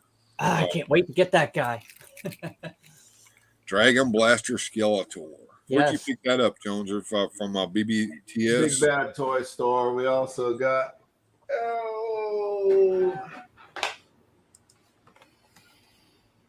Snake Face. Snake Face. Yeah. Grindhead Jim has promised me a Snake Face. He ordered two, and he said he was going to send me one. So I'm not going to go out of my way to find a Snake Face. I'm just going to let Grindhead go ahead and send me his. I'm excited for the Snake Face. That's one of the vintage figures I don't have, and he's kind of expensive, and hard to find. So I'm pretty excited for that one. Are either of you two guys? There goes that echo again. I think that's me doing that. Are either of you two guys a big fan of the repaint stuff? Are you looking forward to seeing the new mini comic Manny Faces come in? I could care less about the new mini comic Manny Faces, if I'm being honest. I'm a hitter or miss because I got the mini comic Roboto and I like it just because of the vibrant colors. But yeah, it's a hit or a miss with me. But definitely same with Joneser. I don't care about that one. You guys are too young to remember when you could talk between the beeps of a busy signal on a landline. Yeah, I do remember that. And the other thing that I can remember also is Captain Crunch. Do either of you two guys know about Captain Crunch? Yeah, I remember those commercials as a kid. Yeah. I'm talking about the phone freaker. Oh, I don't know about that. Yeah, I have no idea. All right. I remember this. And I never did it, but I knew some guys who tried. Inside of Captain Crunch came a little whistle. And you had to whittle the whistle just a little bit to get the sound just right. But that sound replicated the exact tone that the phone company was using to open up a line on the telephone, long distance line. So you could pick up the phone, tweak the little whistle into the microphone, and boom, you got long distance free to somebody. Really? Yeah, Didn't know that. It's called phone freaking, and you could go to jail for it. I think Captain Crunch did. That was the name of the guy that figured it out. Yes, my brother Anthony, they had a party line out there, and you'd have to pick up the phone, and there would be two old ladies talking on it. You had to wait until they got done, and sometimes we would sit there and listen to what they were saying with our hand over. Yeah, that's way before your time, Bjorn. Yeah. The party lines were fun. I like Salt, and good to see you, man. I think I like Salt probably just woke up. He generally tends to imbibe a little bit on Saturday nights. I hope you enjoyed yourself last night. I saw you a couple of times come through on some of the streams that I've been having. I don't know if you got a chance to enjoy the fun and games of last night when YouTube blocked me for showing a Popeye cartoon of all things. So I'm kind of at the point on Origins where I'm just kind of waiting for what I want to come in, and then I'm going to kind of slow it down. I'm kind of on the fence though. Rio Blast. I think if I ever get a chance to get him, I probably will. What about you guys? I'm in for Rio Blast. Cyclone is another one I'm looking for. Cyclone's the main one I'm waiting for. I'm like, where's Cyclone? He hasn't been announced yet. And I'd also like to get the Rock On and Stone. Yeah, I could care less for those guys because I don't like those two. I do not care for the rock people. I have them in the vintage line just because I got a good deal on them. But they're kind of like those Meteorbs and the Twistoid and Rotar. Just to me, it's fair like enough. That just doesn't belong here. But those were separate toy lines that were kind of shoehorned into the Masters of the Universe line towards. I just feel like they don't fit the aesthetic. They seem to, but I mean, they're beloved characters by many of the fans. I'm just one of them that didn't care for it.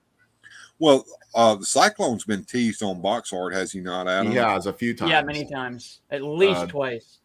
Yeah, at least twice. I would say even more. I want to say What about the Rockmen or the media? The Rockmen have been seen. I can't remember which one it is, but they have been seen. It was Rock On, but I can't remember whose packages it was. It was just Rock On. There was no Stone Dar. Now, we all know why Rio Blast didn't come with a cowboy hat because of that thing over it. The visor that flips over. But I do believe that if I ever get my hands on a Rio Blast, I'm going to have to find a nice cowboy hat to go on his head. Yeah, he should have one. And I put my vintage Rio Blast on Stridor because it's like, come on, you got a cowboy on a horse. That's just the way it's got to be. You know, what better a cybernetic cowboy on a cybernetic horse? It's just a match made in heaven to me. I'll tell you something that I'm going to have a hard time not getting if they ever make something of this sort. But if they do a Brave Star line that'll match up with the Origins line, I'm going to be all in. Oh, yeah. That would be See, I wasn't a huge fan of Brave Star. I didn't watch a lot of it. I wasn't beloved to me. So, you know, that would probably, it's much like the Sunman stuff. It's just kind of an easy pass for me because I just don't have any appeal or love for it. What about Black Star? Same problem. That just wasn't my thing. I will say, as far as I do have interest outside of Masters of the Universe, and I've been collecting those classic reissues of the Ninja Turtles, and I've seen the Genghis Frog or Napoleon Frog, or one of them has been spotted. I can't find him. I'm looking for Splinter. I'm looking for Krang, but we have Krang here, and we've got Krang, Shredder. I can't remember who else we have. We've got a few of them here, Joneser. And Susudio's got to run. Her dad said he's put the pot roast in and wants her to come over for dinner. Well, you enjoy, have a good time, and have a great 4th, and take care with the 612s. All right, man. Yeah, those 612s are going to suck, man. 6 days a week, 12-hour shifts. Yeah, it's going to suck. But enjoy your 4th. That's Independence Day here in the United States. For you international crowd, we're celebrating the day that we declared independence from England and Great Britain back in 1776, over 200 years ago. Yes. Happy Treason Day.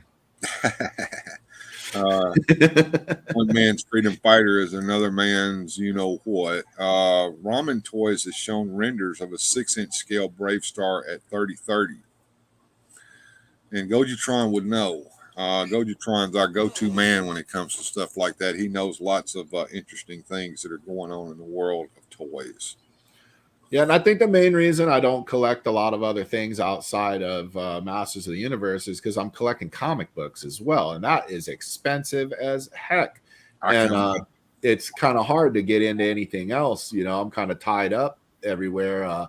Those Marvel Legends look great. There's a few of those DC McFarlane toys that I'd really like to get into, but money, man, just don't have the money for all that. Well, for the next few minutes before we decide to end the show today, let's talk about your comic books and what's going on with your collections and how it's going there. I know you've been sending some stuff out to get graded and get slabbed and stuff like that. So let's talk about that for a minute there, Jones. Or you got? I did, and let me see if I could pull these up. Well, this might be hard to do. Let's give this a try. I sent some stuff off to be cleaned and pressed, and I don't know if I'm going to be able to do that. But anyways, I sent some stuff off to be cleaned and pressed. Oh, maybe I can.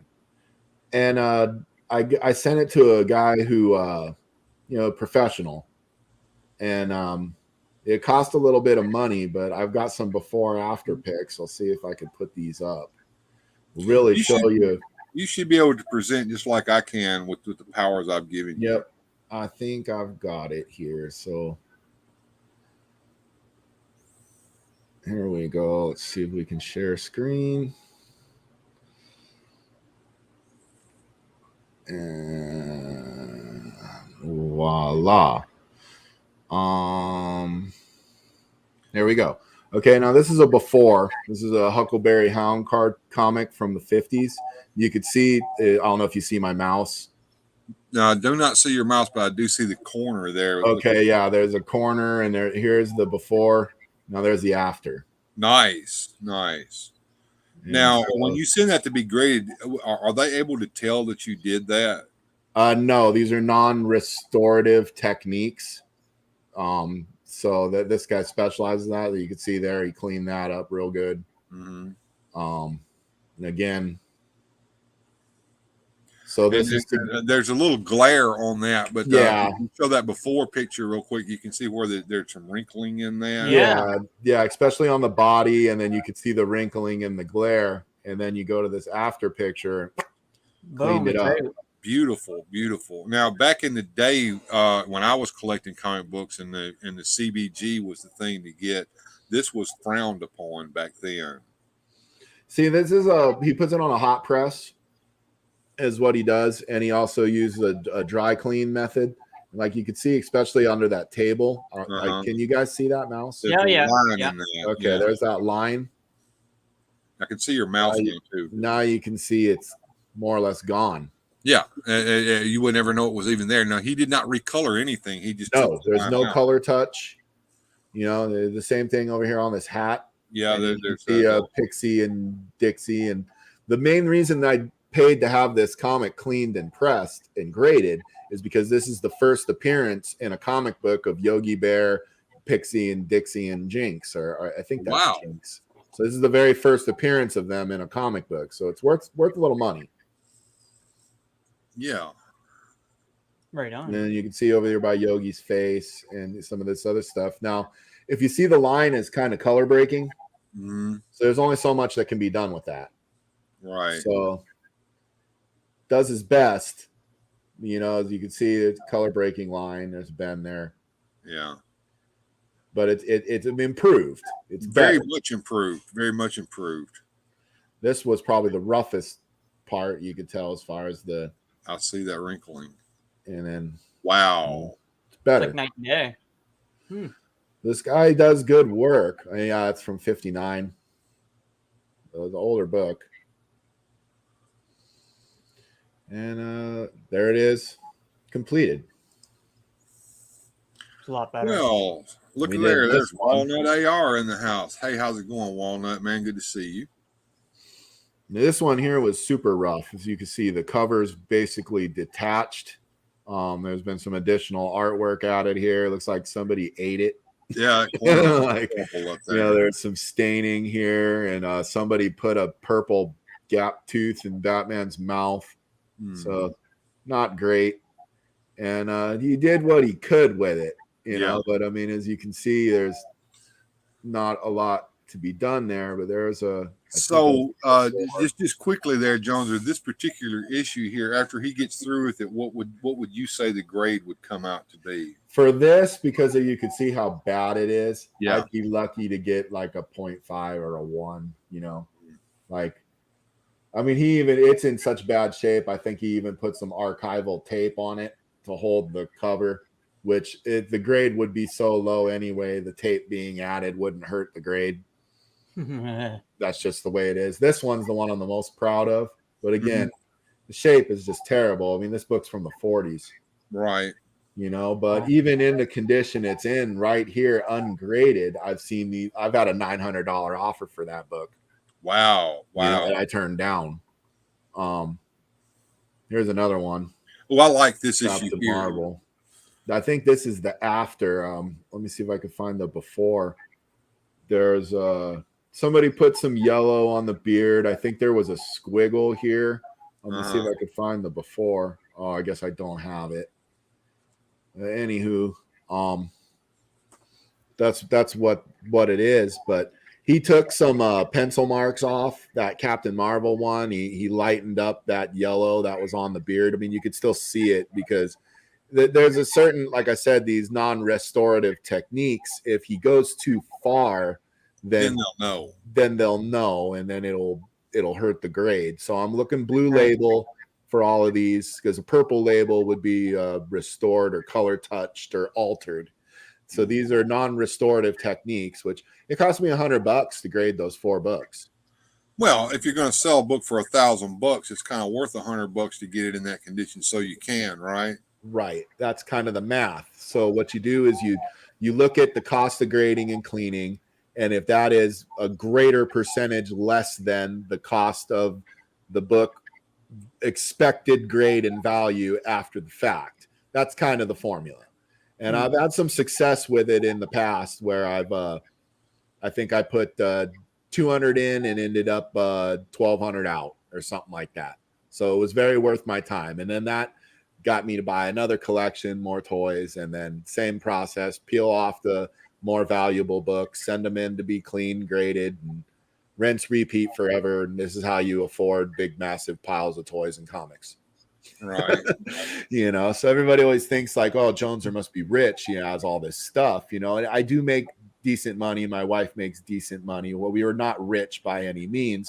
I'm just smart at what I spend and what I can get back and how I turn it. I call it making the turn. So I'll buy a massive comic collection.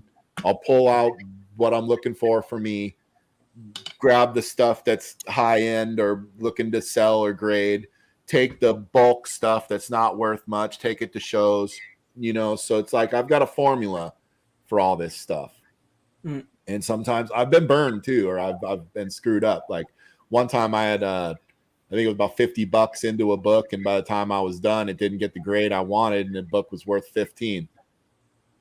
And I hurt, you know, it's $35 bite. So I was like, oh well, upside down there, you know. So that can happen. You just, you know, you live and learn.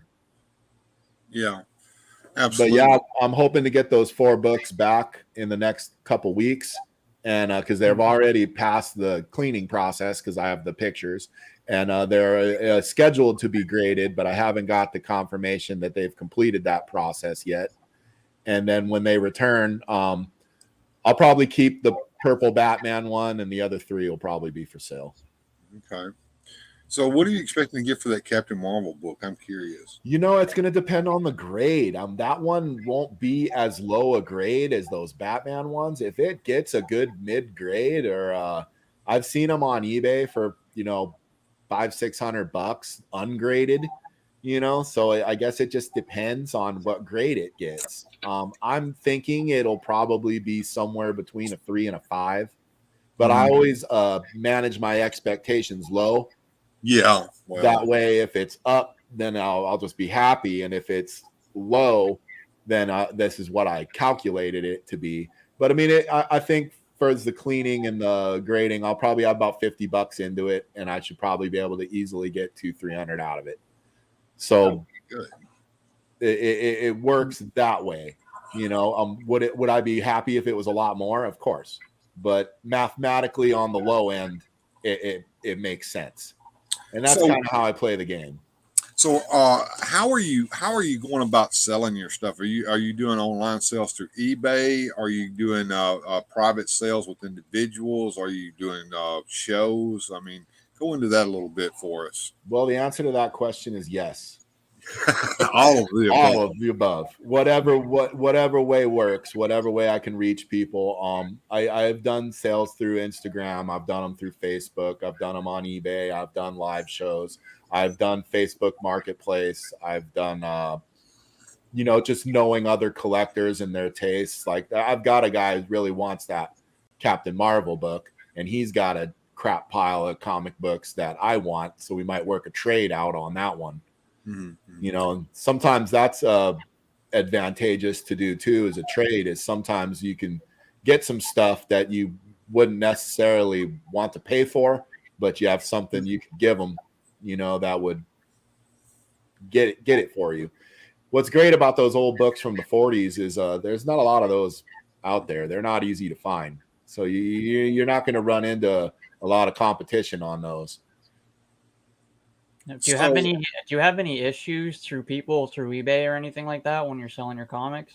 I have had one time. I think it was a Sandman comic, and it was really hot issue at the time. This was before the Netflix show, I think, was in development, And there was a first appearance of somebody in the Sandman. I can't remember who it was. I can't remember what it was. I wasn't a big fan of that, but I sold it on eBay, and it was a mid-grade copy, and I was very upfront. I show pictures. I always ask, like, if you need more pictures, or, and how I grade things on eBay or for sale. I don't mess around with like it's a 7 or it's a 5. I do like low, mid, high. You know what I mean? Because grading is subjective. Yeah. And until you've sent it in to the professional and it's been encapsulated and done. So I could tell you right now, oh, it's a 7. Well, I don't know that. It hasn't been graded. I'm telling you, I think it's a 7. What do you think my opinion's worth? So I use a broader range when I'm selling, like low, mid, high. So and then I put in my eBay description, like low, I mean like 3 and below. Mid, I mean 4 and up to 7. On high, I mean 8 and above. That's my range. So I called this a mid-grade book. So I was expecting it to be between a 4 and a 7, which I would bet every dollar I had that it was. The guy bought it at a mid-grade price, and then he turned around and complained and said it wasn't to the condition that I stated. And rather than argue with him, my wife just issued a refund and washed her hands of it. Damn. And I was like, well, we didn't even get to argue that, because I was like, I had pictures. But it ended up like a matter of like maybe $20. And she was like, it's just not worth the hit. We have a perfect rating. And she was like, I'm not going to lose the perfect rating for $20. Just let them have the damn thing. But that was another one of those ones where it's like, it's not about the money. It was the principle. I was honest. I was forthcoming. I showed everything I needed to show, said everything I needed to say. For this guy to even pretend I misrepresented that just irritated me. So that is very prevalent on eBay. That is very prevalent. That's why my wife doesn't understand. I've been so reluctant to sell anything on eBay because I'm so afraid that these asses are going to come and do this to me.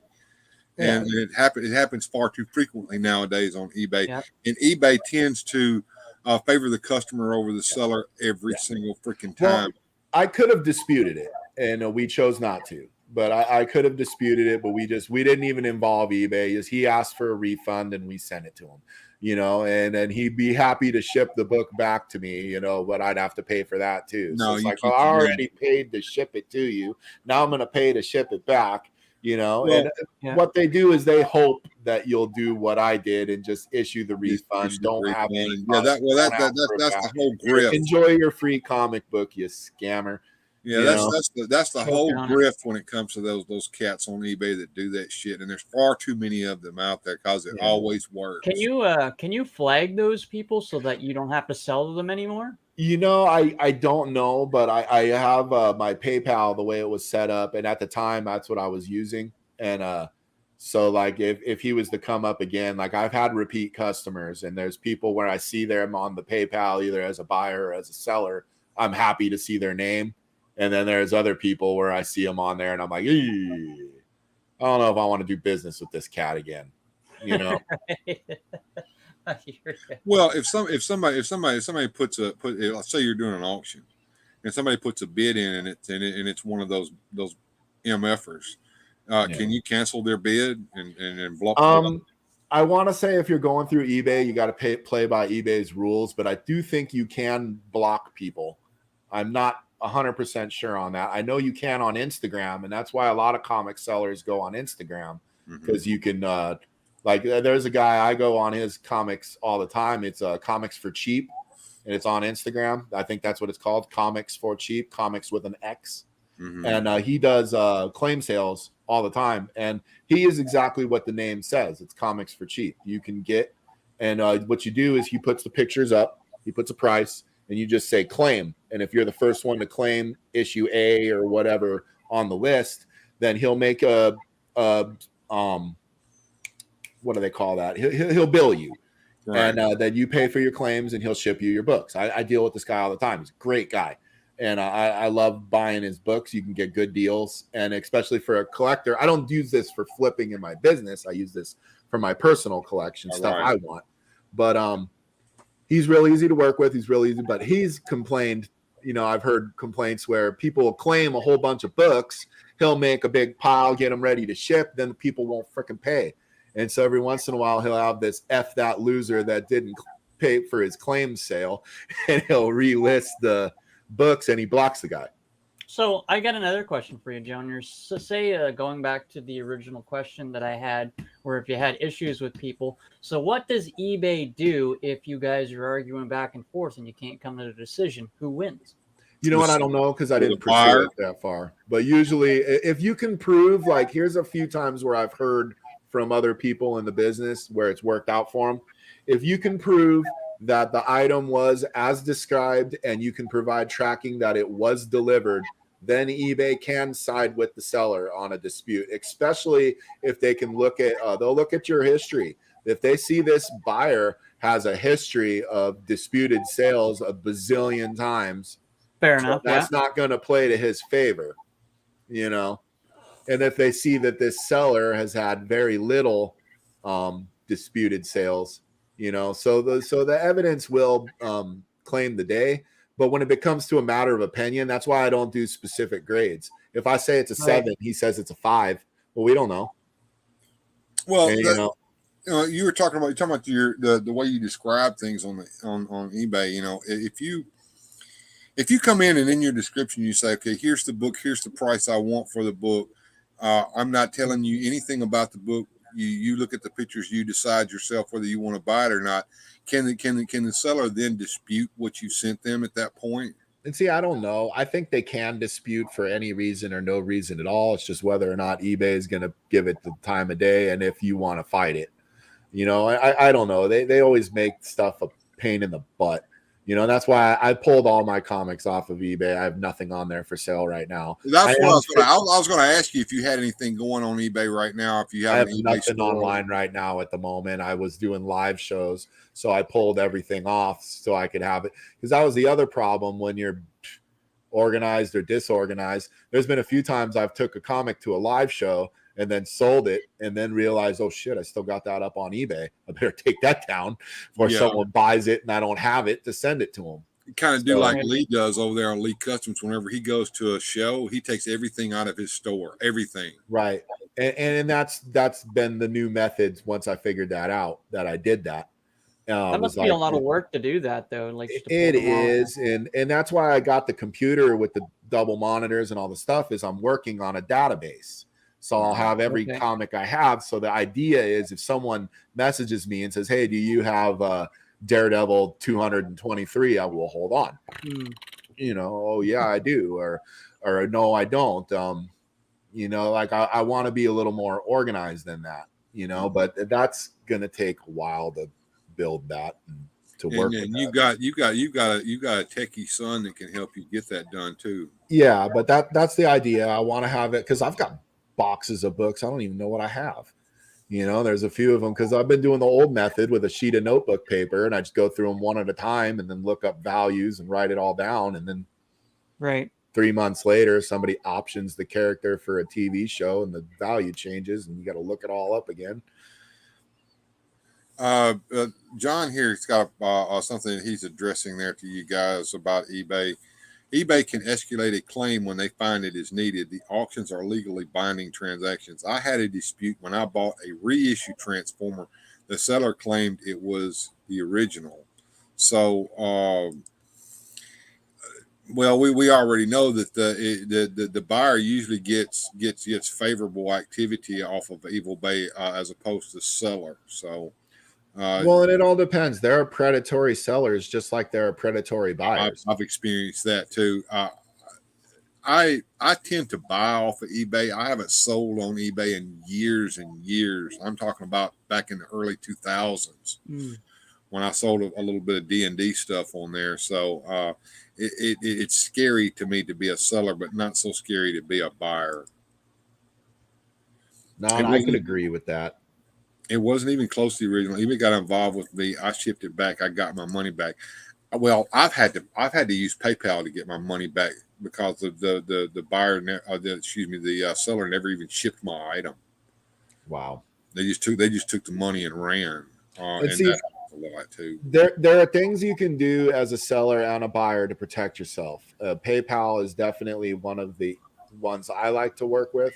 And the main thing is, as a seller and a buyer, even though people don't do this to try to get away from the fees, I always claim goods and services. So if I'm buying something, it's got to be goods and services. If I'm selling something, it's goods and services.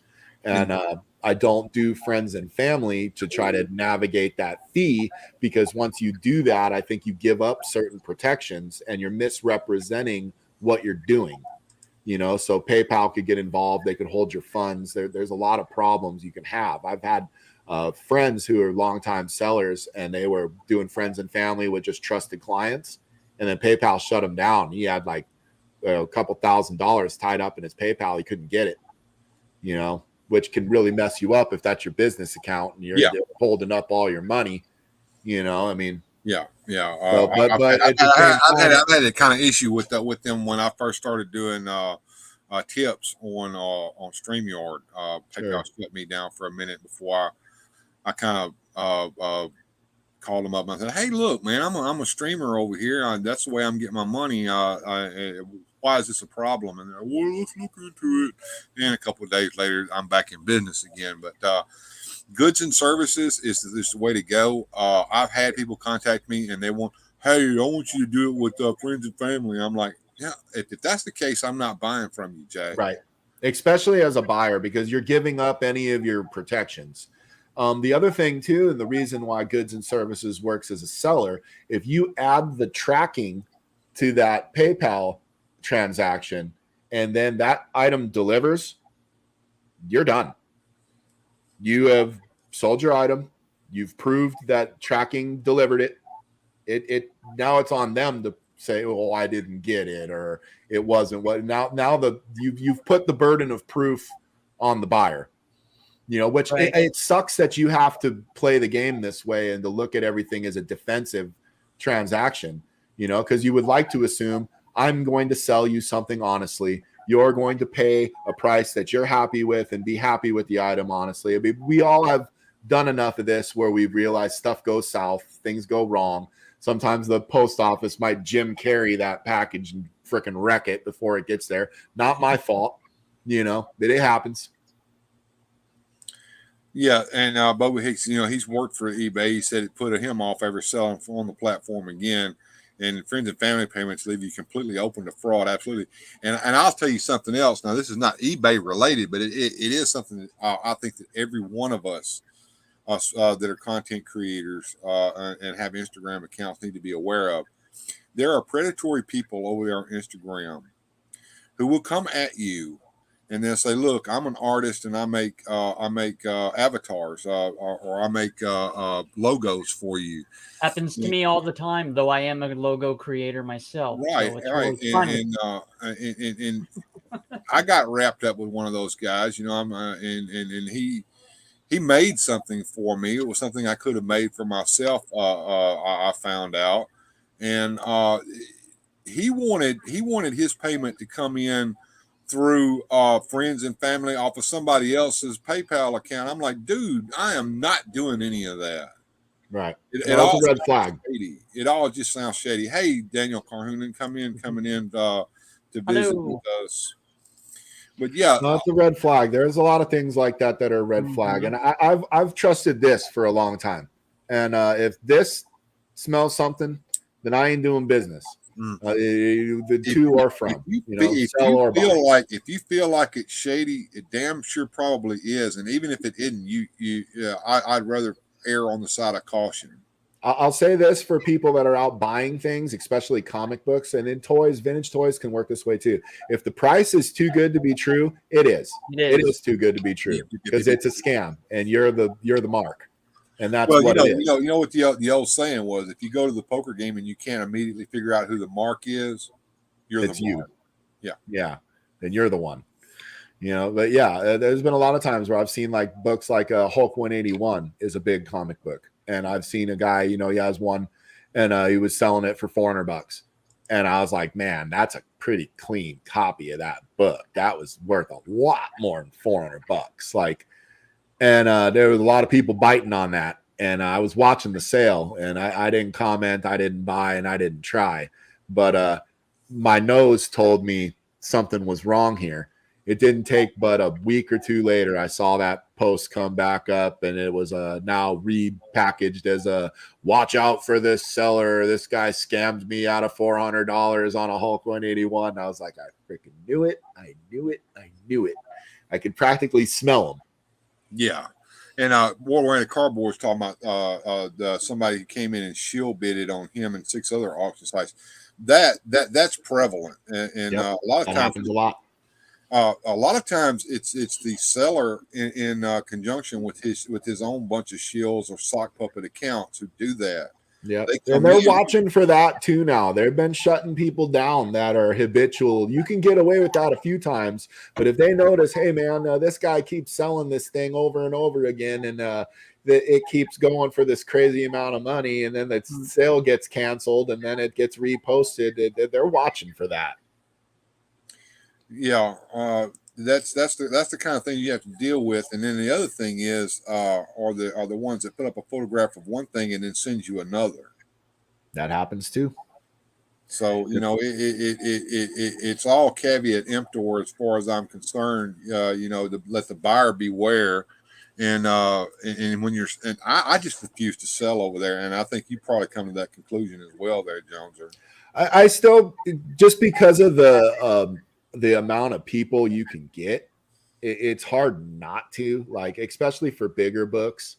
Like if I put it on Facebook Marketplace, I've got a limited audience. If I put it on Instagram, I've only got the audience of the people who are following me, which is only a couple hundred people. If I put it on eBay, untold amounts of people can see this thing. So just for that in itself, it's hard to walk away from that. That is the draw there.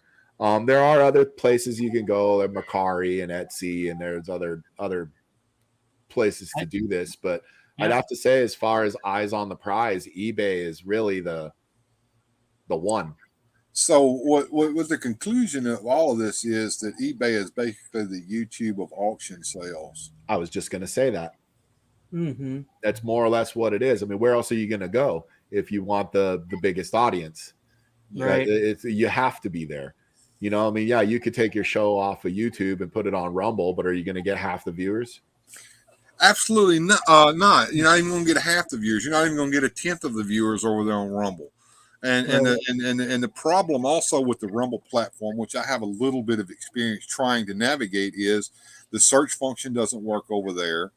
Not only that, but the function that tells you that someone's going live does not work over there either.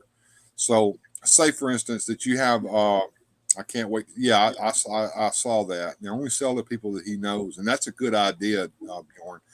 The thing about Rumble is, so say I'm following someone over on Rumble, say a Salty Cracker or somebody like that, and he's going live.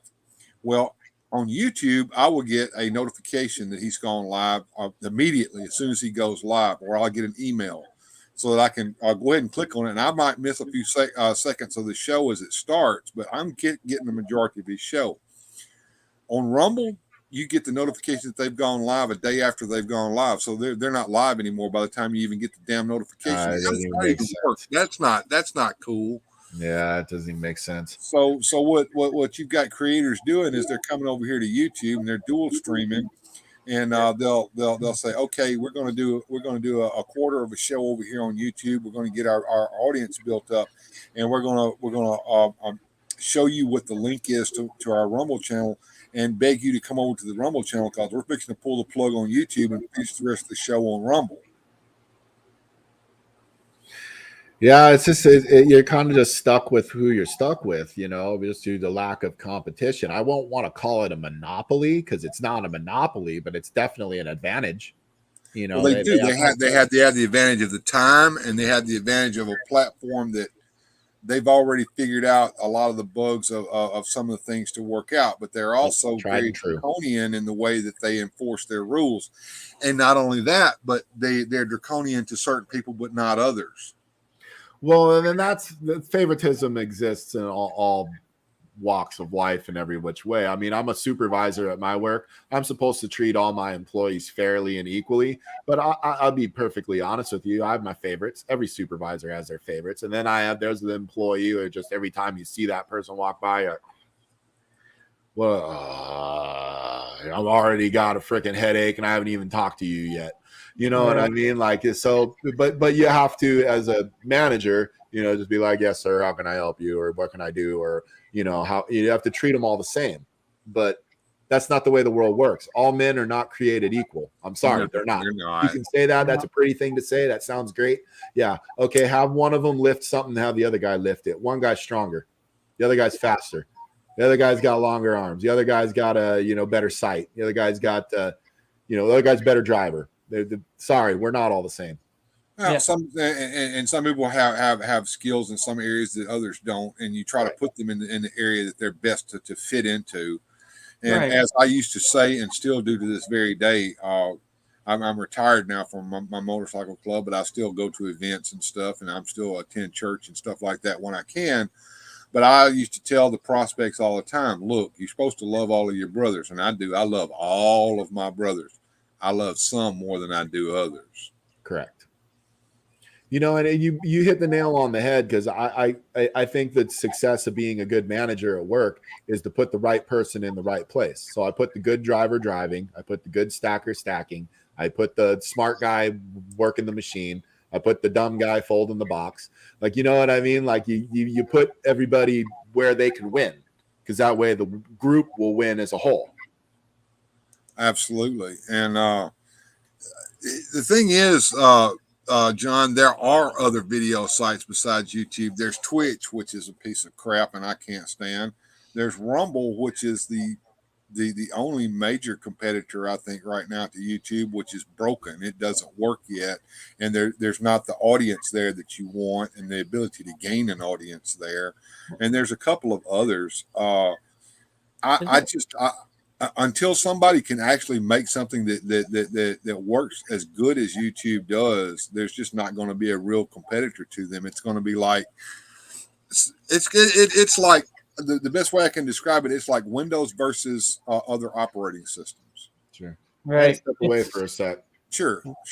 Go right ahead. Isn't Twitch more like for video game people though? Well, that's the way it started, and yes. A lot of times that's what the people do that here in YouTube too. What basically what they do is they play a video game, and you watch them playing the video game, and you have the ability to interact with them, and that's why YouTube has a live chat over here now. They used to didn't. That's why YouTube started the live streaming, was to compete with Twitch, because that's what Twitch gamers were doing, where they were live streaming themselves playing games with an interactive chat going on with people telling them to do this and do that, and being able to send them monetary rewards for doing different things for them during the live stream. And that's where all of this super chatting and things like that go. By the way, guys, you can super chat me.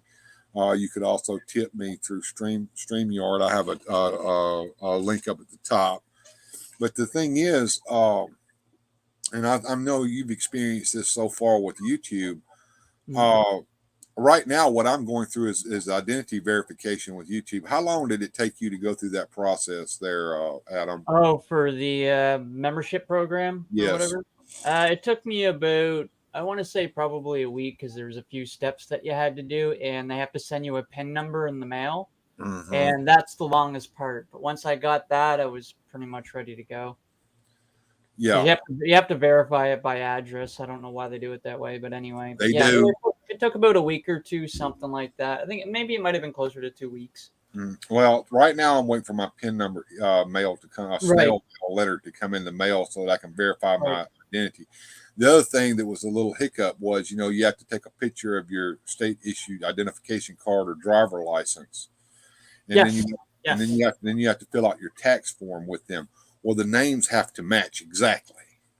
Yeah. So what if you leave out your middle name and just put your initial in there? Well, that doesn't match. And it's a computer that's looking at that, not a real person. So you have to go in and fix it so that it matches perfectly and blah, blah, blah. It's a lot of a pain in the ass, but yeah. Now, He is. Walnut says he's a manager and he hears our pain. And then he says Twitch may be there in about a year. But Twitch has its own problems. Now, don't get me wrong. And Twitch will get you for copyright infringement.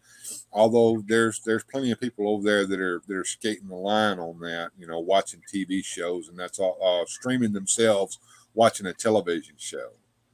You know that's not kosher at all.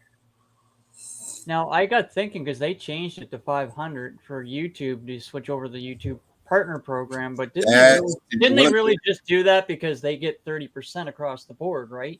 Yes, they did. Now here's the thing about that, Adam, and for those of you who are thinking about doing that, they call that YouTube partnership program light for a reason. What you unlock when you do it that way, which is what I've done, you get the ability to receive a super chat and super stickers, and you get the ability to offer channel memberships. That's it. So you can't run ads, you can't monetize your videos. Right. You still have to go the old-fashioned 1,000 subscribers, 4,000 watch hours in order to get the complete partnership program where you can monetize your videos and run ads. If you're you, Adam, or you're you, Joneser, who are basically doing what you guys do, you should be fine with that. But if you're me, on the other hand, doing the naughty shit that I do over here, you can't monetize every one of your videos and you can't run ads on every one of your videos because those videos have a ID strike on them. An ID strike is not a copyright strike by any means. A copyright strike gets your channel taken down. ID strike means you can't monetize the video because you're using somebody else's copyrighted material. So the major part of your money is supposed to be coming in from monetizing your videos and allowing other companies to run ads across your videos. Right. If you can't do that, then you're reliant solely upon the generosity of your listeners and viewers during live streaming to send you super chats or to send you or to participate in the channel membership program. Now, there is one other way that you can help out non-monetized videos for channels such as mine.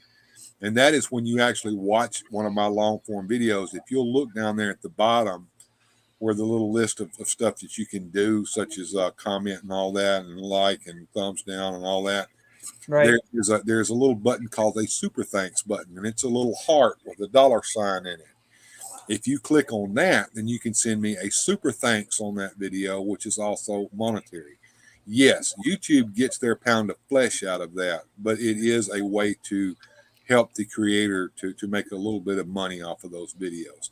Yep. And I can receive the super thanks on my videos. I can do super chats and super stickers and live streams. And I do have a channel membership program available for anybody who wants to be a member of the channel. And there are some perks to that. I've set up a Discord server, which is a barren wasteland right now because nobody's over there making it work. But once you become a channel member, you get to join the Discord server, and it opens up special parts of the server that I have locked off to people who are not members of the channel. Right. So, you have different ways of working that. You can, in the community tab, you can send community messages that only members can see, kind of like you do over on Patreon. Right. You can also do live streams that only members can watch. So I could do a live stream that only members could watch, but then I would only have one person watching. So what I've said was that I would do these things for the members when I get enough members to make it worth my while to do it. Right.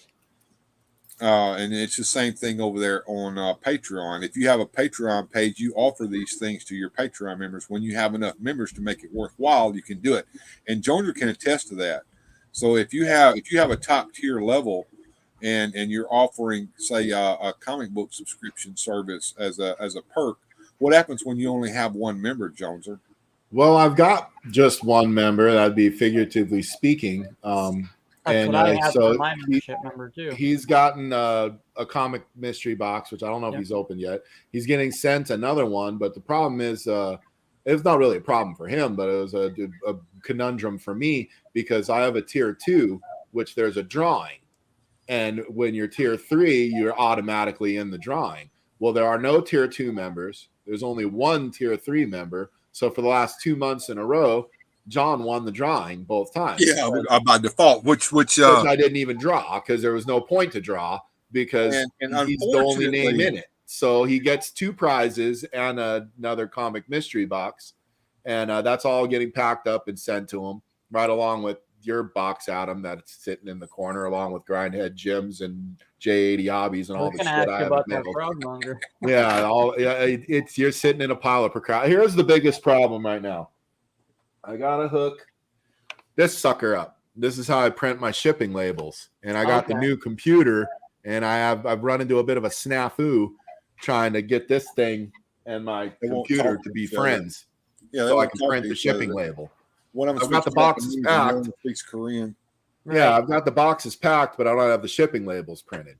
Yeah. And that's why I don't have any comics listed either, because I don't have any way to print the shipping labels yet. So that was going to be my homework this weekend that I didn't get to. Right. Well, one of the things that I've learned, and they say the wise man learns from his own mistakes, and the smart one learns from the mistakes of others. I'm rather wise, but I'm also smart too. When you have tiers like that, you have to reiterate, look, I can't do the things that I want to do if I don't have enough members to do it. Right. Well, that's the thing. I wanted to draw for some really cool stuff, but I needed enough money in the kitty to draw for the cool things. So he's getting for a $25 value, which is what it is. So he's $50 in because he's 2 months. He's got 2 comic mystery boxes and 2 prizes. So I'm hoping that when he receives box number 2, he'll feel like he got $50 worth of value of stuff when it's all added together or more. I guess the other thing you can do is you can put a cap on the number of times you can win. Well, I see, and I don't know what to do. You know what? Quite honestly, the last thing I came up with was just canceling the whole thing for now and coming back to it later. Well, the other thing that was the next thing I thought of. You have the ability to chat directly with him in more ways than one, but especially and I have talked to him, and this Patreon thing isn't really working the way that I wanted it to, and it's not quite doing what I needed from it. And I'm wondering if it just might be time to just pause it, walk away from it, and come back to it at a later day. I would suggest that if you're not getting any value out of your Patreon, or you've only got a very few number of subscribers, see, that's one of the reasons why I was afraid to do the tiers on Patreon. First, I didn't want Patreon to get any more money out of me than they had to. The other was I kind of figured if I just go with this one tier, people can give me what they can afford to give me, and then they'll be happy with what I give them, I offer them. And you won't have people in higher tiers thinking they're better than people in lower tiers. Well, here's what I came up with, and tell me if I'm stupid or if I'm wrong here. But okay, I'm a Patreon for you, Bill, and then you in turn are a Patreon for me. I do the same thing with Eternia Lips. So I'm sending you $5, you're sending me $5, but really you're not getting the whole $5 because they got their blood money, and I'm not getting my whole $5 because they're getting their blood money. Wouldn't we have been better off just not sending it to each other at all? It's the principle of having your name up there to entice others. And I understand that, and that's the value. Well, in my opinion, that's the value that you're getting. Yeah. Well, right, because to have a name saying this is a sponsor, which is great, and I'm grateful and am enjoying that. But the other thing is, like, when you get to where figuratively speaking is on my deal with so he's in the upper echelon, right? Yeah.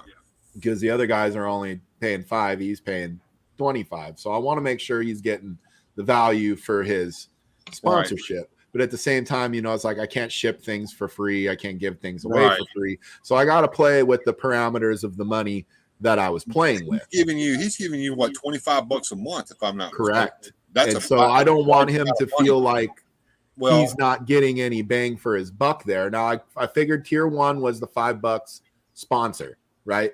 So $5 of that is he's just sponsoring me. Then the tier 2 was $10 for the drawing, right? Mm-hmm. So then he's got 10 left for a mystery box that's got to get shipped to him. You see where I'm upside down here? Yeah, I do. Because now I'm giving him, $20 value, and then I'm shipping it to him. So it's like, well, I'm not losing money on this Patreon thing, but I'm not gaining any either. It's kind of a wash. The 5 I'm getting from you, I'm sending to you. The 25 I'm getting from him, I'm sending right back to him. It almost it feels like it'd be better if I just didn't do anything at all. I'll tell you what my philosophy is on that. And you can tell me if I'm wrong. People that are my Patreons can do it as well. I don't promise a whole lot over there. Right. The basic thing is you're going to join my channel as a channel member, or you're going to join my Patreon, or you're going to give me a super chat, not because of what you expect to receive out of me, but what you expect to receive from the channel itself as I improve things. You're helping me because you want to see me improve my channel. And I will give you things that I can give you that don't take a whole lot out of me to do, such as what I've done for Michael Purvis, which is basically promote his new website, work on helping him work on a commercial a little bit and show it on my channel, or to put your name in the credits at the end, or to shout your channel out and send people your way, or to offer a special video over on the Patreon that you will not see unless you are a Patreon member, something that I can throw up on a separate channel that is a secret channel that's unlisted, that nobody else can see unless you have a link to it. And the only way you get that link is to be a member of my Patreon. Even a get-together, so that all of us can get together at one time in a StreamYard that's not being broadcast to anybody, and it's not being recorded unless I tell you that it is. And everybody just hang out together and have a good time and show off your shit and just shoot the shit or watch a movie or something like that, which you can do. You can do stuff like that through Patreon. And it doesn't really take a whole lot of money on your part or effort on your part to do it. But you have to have people to participate and want to do those things to make it. And I do think that if I got the right amount of people participating, then the way I set this up would be great, because the drawing would have funded itself. The comic book boxes, I'm selling the comic books anyway. So the way I figured that was like, well, I'm selling the books anyway. This is just a guaranteed comic book sale. It's a wash. Right. You know what I mean? Like I'm selling the book. He's getting the book. There you go. And so I didn't feel like I'd be out anything, and I'm not out anything, but I don't know if I've really gained anything either, really, you know? Well, it's like any other endeavor like that. Sometimes you have to go through this period of time in order to reach the goal that you want to reach. And if you quit at any time before you reach your goal, then you basically killed yourself, because, if you could have just hung in there, it could have been better. First of all, let me address John here. I wish I could understand the YouTube algorithm. My video viewing numbers make no sense. No, nobody understands the YouTube algorithm, not even YouTube. I gotta highlight this one. Wait a minute, Bill. It was implied that for my $3 super chat that you would fly over to Ireland and do chores around the house. Are you saying that isn't the case? I never said that was the case to begin with. By the way, I've been watching those videos that you've been sending me of some of the crazy shit that goes over there in Ireland. I'm going to devote a whole damn show to that crap. A bunch of sheep herders being put into a damn room to teach them how to go on a date with a woman, and the woman up there going, "You have to shave all of the whiskers off of your face, and you have to go take a shower before you go on a date with this lady." And these guys are in there going, "Really? I got to do all of that?" I could see their faces when she was saying that shit. It was funny as hell. I'll bet that's gold. Tell us how the tax side of it works. Okay, you get a 1099 after you make enough money to force them to send you a 1099, and then once you do that, then you have to report that 1099 on your taxes, and when you do your taxes, it tells you how much that you have to send the government at that point. So that's how that works. So what is it? $200 in the United States? I don't know how it is in Canada, but if you don't make over $200, then you don't have to worry about it. I thought it was 600. And you might be right. It may be 600. It's a certain. I'm not sure what it is in Canada. I have to look into it. I want to say it's 6 because I've been watching that for my comic business and for my YouTubes. So yeah, as long as it's under $600, you're cool. But if it goes over $600, here comes the tax man. Well, and that's also why, sometimes for the comic book sales, the in-persons and the cash onlys kind of can help you along there. Yeah. What you make under the table is not reportable. What you make online, yeah, every bit of that is reportable. Yeah. Well, and I followed your advice. I turned my PayPal into a business account, and I've been I have a separate account for the comic business, and I try to, garbage in, garbage out over there. Thank you, Bjorn. He said he has researched that for us and said it is $600. So, yeah, I always lowball myself, so I'm never disappointed, just like you do there. But yeah, so $600. So as long as I'm not making over $600 on any of this, I don't have to report it. Now, do I want to make? That's not the purpose, though. You want to make $1 million doing this? Why would you stop at 6? I'll tell you what my goal is, people, and tell me if you think I'm just a money grubber or not. I don't think I am, but sometimes I get to doubting myself. If I could get just 1,000 people to either subscribe as a Patreon or join as a member of my YouTube channel for just $5 a month, that's 5 times 1,000. Now I know the government taxes and blah blah blah, but it doesn't matter. I'm talking $5,000 a month income coming in. You see where I'm going with this? Yeah, you can do it for a living. I could quit my mortgage. Yeah, I could quit my job. I could pay my bills and do this channel, and 100% do this channel. Do it every day. I could throw videos up all the time. I could afford to buy the software and the computer necessary to do it, and still have money left over so that me and my wife were living a good lifestyle, especially here where expenses aren't as expensive as they are, say, California. No, and I think that's the goal of a lot of us, is to be able to get paid to do what we love. That was why I started the comic business and the toy business in the first place. I got on the YouTube channel to show it off, and then I got the bright idea those two worlds should merge together for maximum success and benefit. And I so far haven't figured that part of it out yet, but I do think that that's a good idea on paper. Well, just remember, and I think you and I both have gone in the right direction on that, is do not do like Reverend Ike and mix your money with the church's money. You have to keep those two accounts separately. Yeah, and see, that's not what I've done here, because I merged them. So like I'm selling comic books off my eBay channel through Patreon. So I've already kind of muddied the water, so to speak. When you're playing a game of Monopoly, you have to keep your eye on the banker over there. And if you're the banker, you have to keep an eye on yourself, because you can't keep your money in the bank till. Right. That's a no-no. Your business money has to be separate from your personal accounts, because. Well, and it is. I do have a fund money account and I do have a business account, but the YouTube stuff is flowing into the business account and flowing out of it. Yeah. And, at this point, we could talk about this for the rest of the day, and we're not going to do that. No, actually, I got to get going shortly anyway. Yeah, it's that time of day, folks. I've already gone 40 minutes past my normal time. The ducks are being fed at this point. I appreciate everyone who came and joined me today.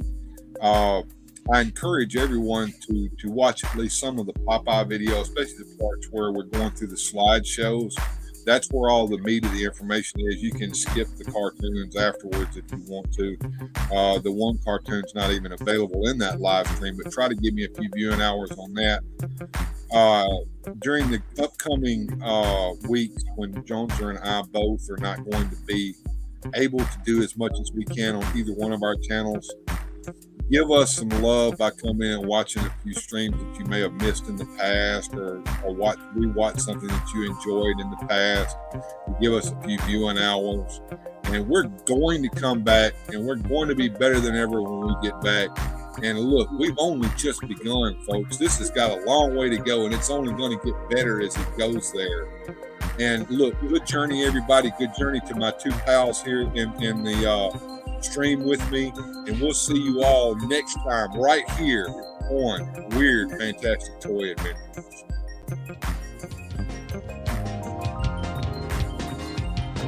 Special thanks to the channel supporters. Without your help, these adventures would not be possible. Thanks for watching.